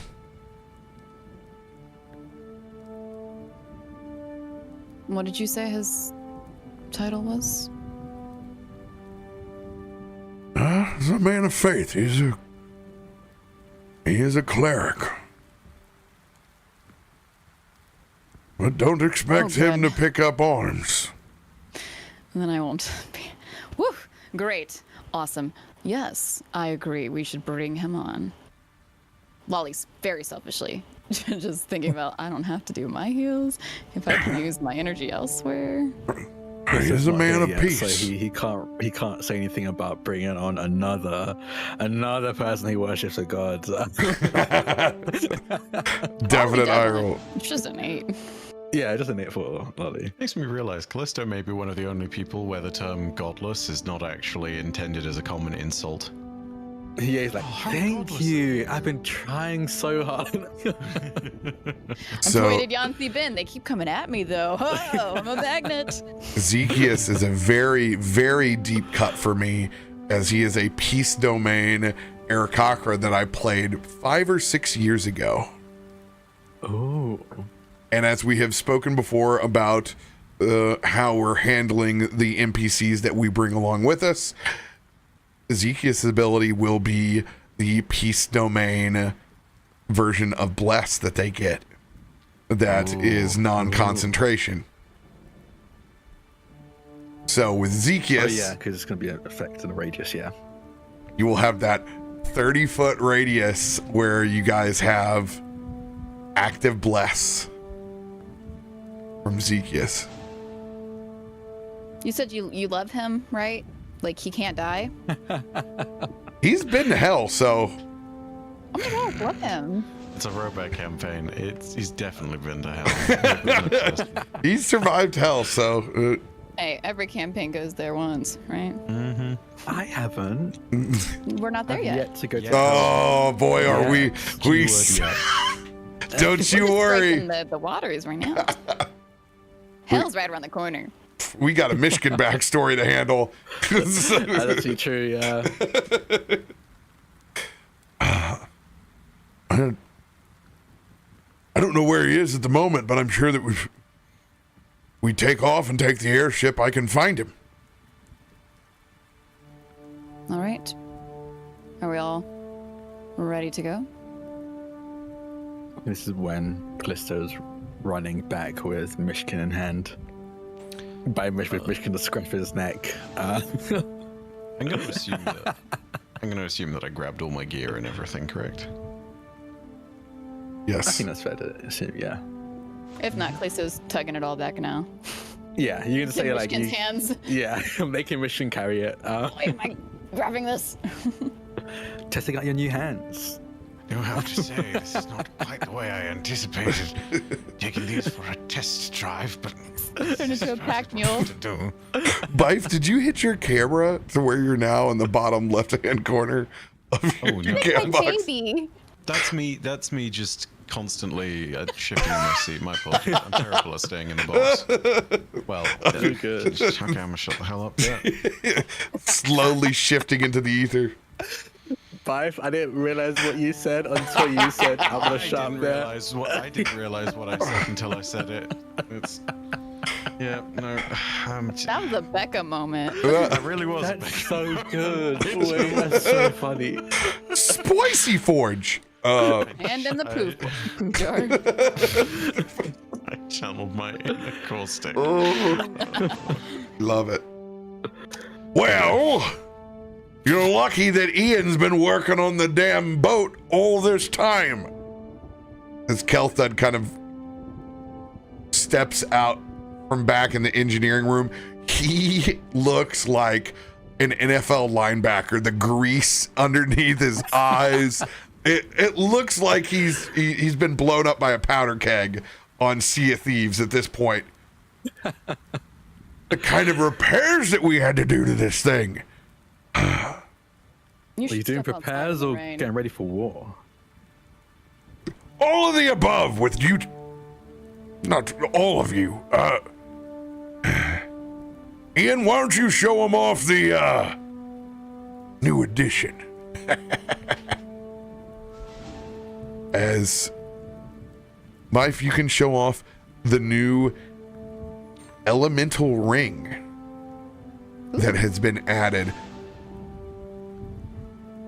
So there is an active crystal on the ship, as well as an Eberron style elemental. Okay. In the ships of Eberron, they have an elemental that encompasses what's that circle around the ship.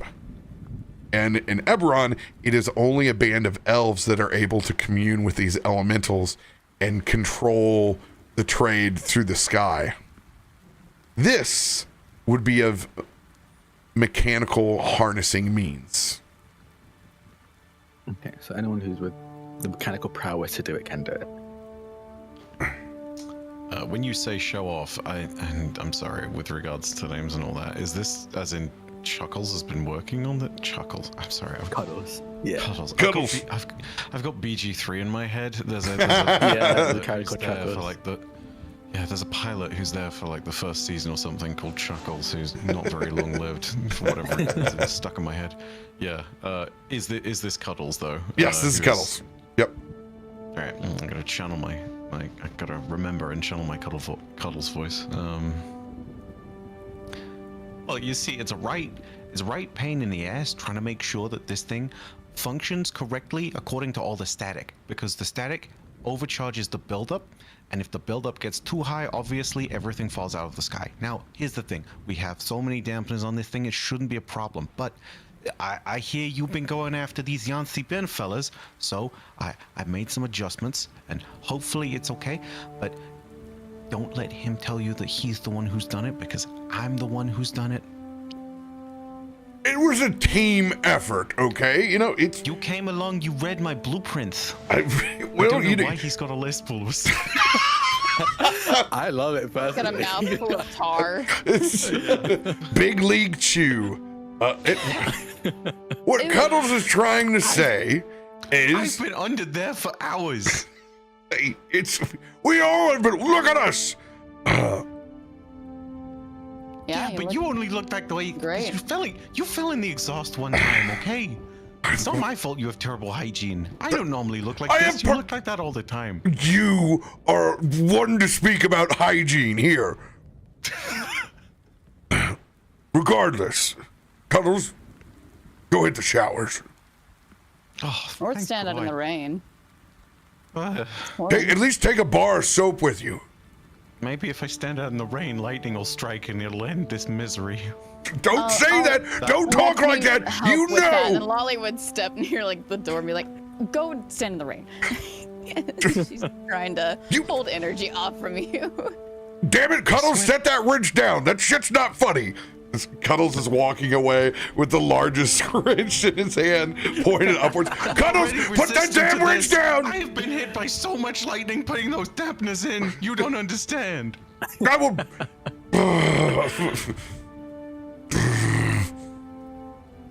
I'd like Okay, to Gilfan? apologize. I will put I'd this like to apologize, movable actually. rod That so is far way up your ass. Yeah, I'd like to apologize. Actually, that is way out of pocket. Cuddles has been through some stuff. It seems. Yeah, no. He's going to make a really good warden. Gilford, what have you done to him? Nothing. He helped me. We put the whole fall safety. This is how he talks. It's fine. He's speaking as if he's been to war. No. You put him through a lot. You're stressful. From You should off take the care of that.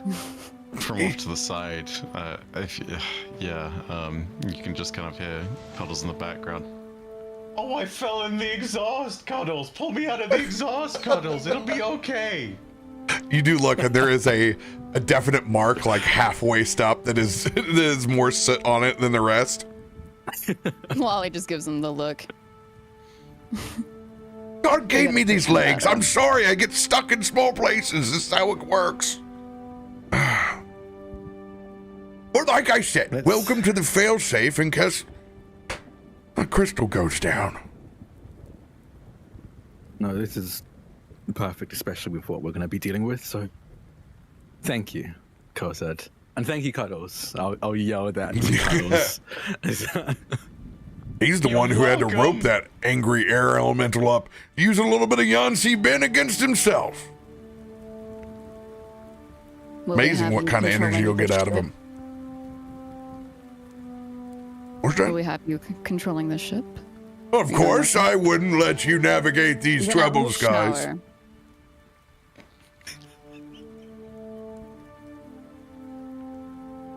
Ouch. You made Cuddles do it. He He's got to learn from somebody, right? His authority.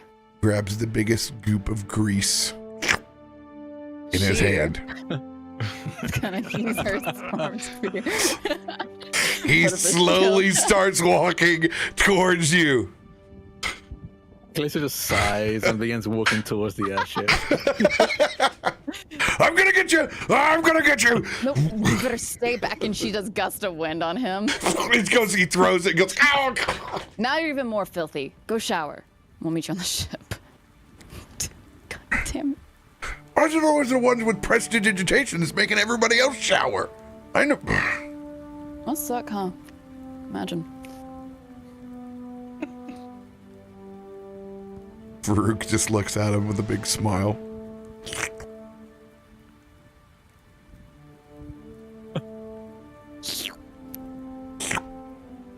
I'm gonna.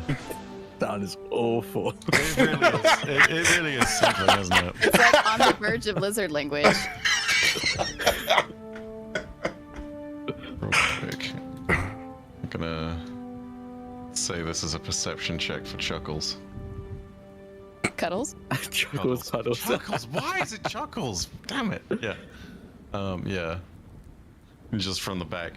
You know, she is right. You really do need to shower. I love Cuddles. Tell me I'm right more. He grabs a large loofah on a stick and he walks out into the storm. Goes outside to find Cuddles.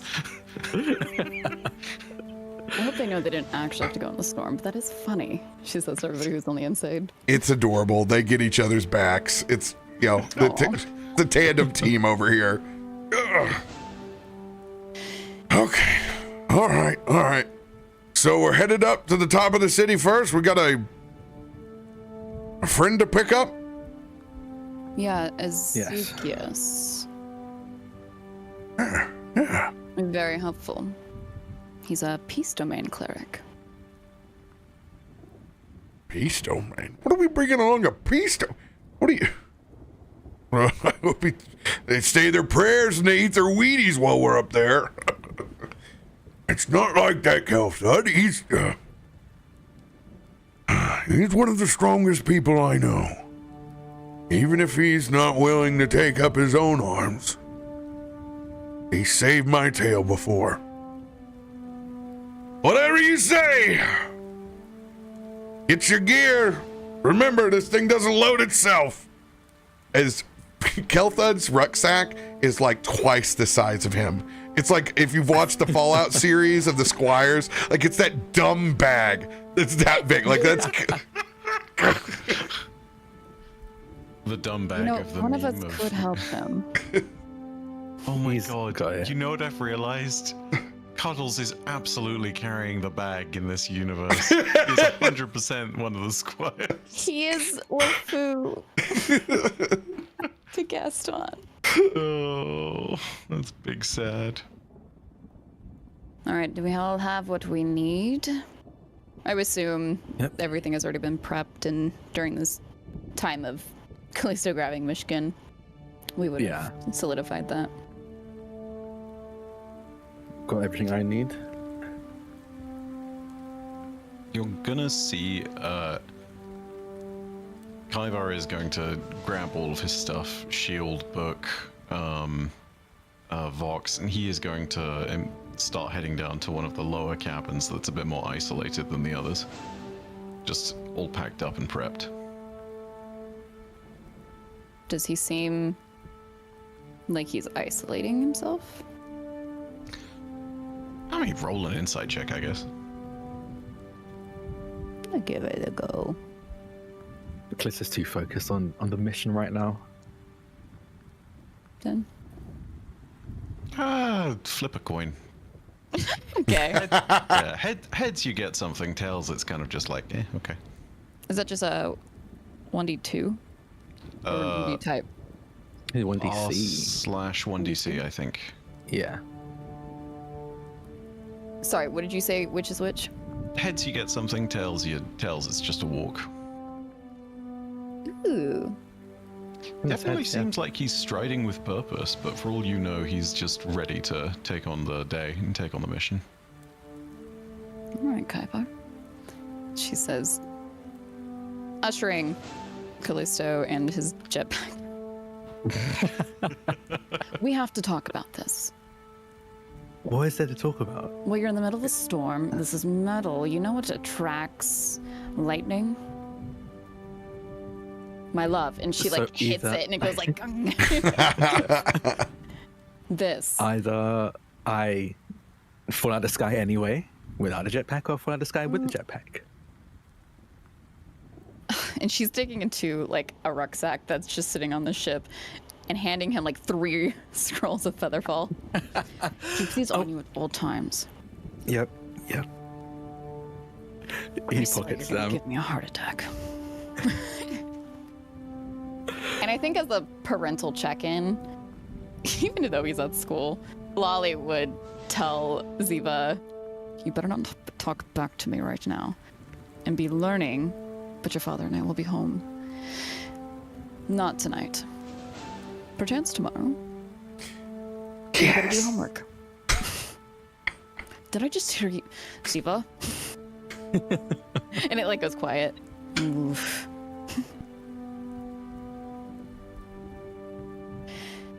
And when we pick up, next week, headed to pick up Zekius and headed to the anomaly. Let's go. What can go wrong? Can't wait to tell To be Myshkin he was great. dragged. I grabbed him by the scruff of Myshkin's neck. I hope Ed just goes. See, that was great roleplay. I am very excited to see, after you guys handle the anomaly, what you choose to handle first. Oh, so and the plot armor. balancing We're gonna be fine. scales. Oh, yeah, yeah. No, I heard you. You loud and clear. You've survived so done. far. Oh no. Oh no. Oh, this is going to put us in quite a bother, I can already tell. Oh dear. I think existing in this world already does that. Oh, yes, but as they say, the horrors persist, and so do we. Last time everybody boarded an airship like this, I blew up. Sucks. Wait, what? I was a Warforged. I got torn apart. I'm somewhere in the desert, inside of Eberron. Oh my gods. Was it in a storm? Why'd you pull up? Yeah, I got destroyed by air elemental on the last episode. So, That's silly, guys. Classic air elemental. Yeah. but I had already gained consciousness, so I'm still hanging out there. I just don't have a body to go back to. The last time I was in like a storm on an airship like this, other than this game, obviously, it's this. I played an Aarakocra in it. I'm just remembering. Yeah. Maybe you Aarakocra know monk Zekius. rogue multiclass. Maybe that'd be cool. Might know Zekius. He was a short Aarakocra named Crew, who had anger issues. Whenever someone pointed out how short he was, he'd flip the fuck out. Like, I'm not sure. We knew a short queen. Oh, in the campaign. that was one. You Brits at the beginning and end of episodes, I tell you. You get me every time. I get too relaxed at the end. I'm so sorry. Meanwhile, I have stopped giving a. I do actually. I'm so sorry. It's gonna pop up in the middle of Rogue Destiny streams and just take that. I'm recording a video at GCX in my hotel room, and you'll just barge in the door, and it's just, hey, bye. It's Tanix from the Prison of Elders. Oh no, not Tanix. Oh So man. I mean, that is the reason he's in the hotel. He has historically a very bad time with finding a house. Truth. I'm so sorry. You can fire me now. Destiny dad jokes. We're here for it. I'll go Great. join Chuck Cuddles. Damn it. Great RP as always. I'm here for it. I'm ready. Who's fun? What a day. Join us next week. They might actually have combat. Who knows? Maybe they'll negotiate with a cleric of peace where they're able to avoid combat one more time. Who knows? You did roll a nat 20 bargaining with Yancy Ben the last time. Who knows? Maybe you just convince him to shut that anomaly down. I never know anymore. Anything is possible. I will say, pray for my electricity because we have a scheduled power outage on Tuesday. Ooh, even better. You're in Last the time anomaly. we did that, You it are took all in day. the actual in the anomaly. You are Stormforge. Yeah, as soon as we take flight in the next session, Lolly, she Oh. didn't put her shoes on. Why? And she forgot how to use her wings. Man, this is just the worst day. God. Aw, man. A question: do you have a earbud, cell phone, like one with like the little mic and a little earbud that's like connected to it? Oh, like those, like. Yeah, like the old okay. iPhone headphones. I can look in my box of mini cords and let you know. Yeah, we might have the little backup because I can turn on the module that allows you to go from mobile phone with Foundry. So we might have a backup for you. Let's see. Yeah, hopefully it'll be on by Yeah. Wednesday, but there's always Yeah, let's hold our They fingers like to give us crossed. false promises, and then it's not. Proof. You'll have to join us then. Much love, everybody. We'll see you later. Bye-bye.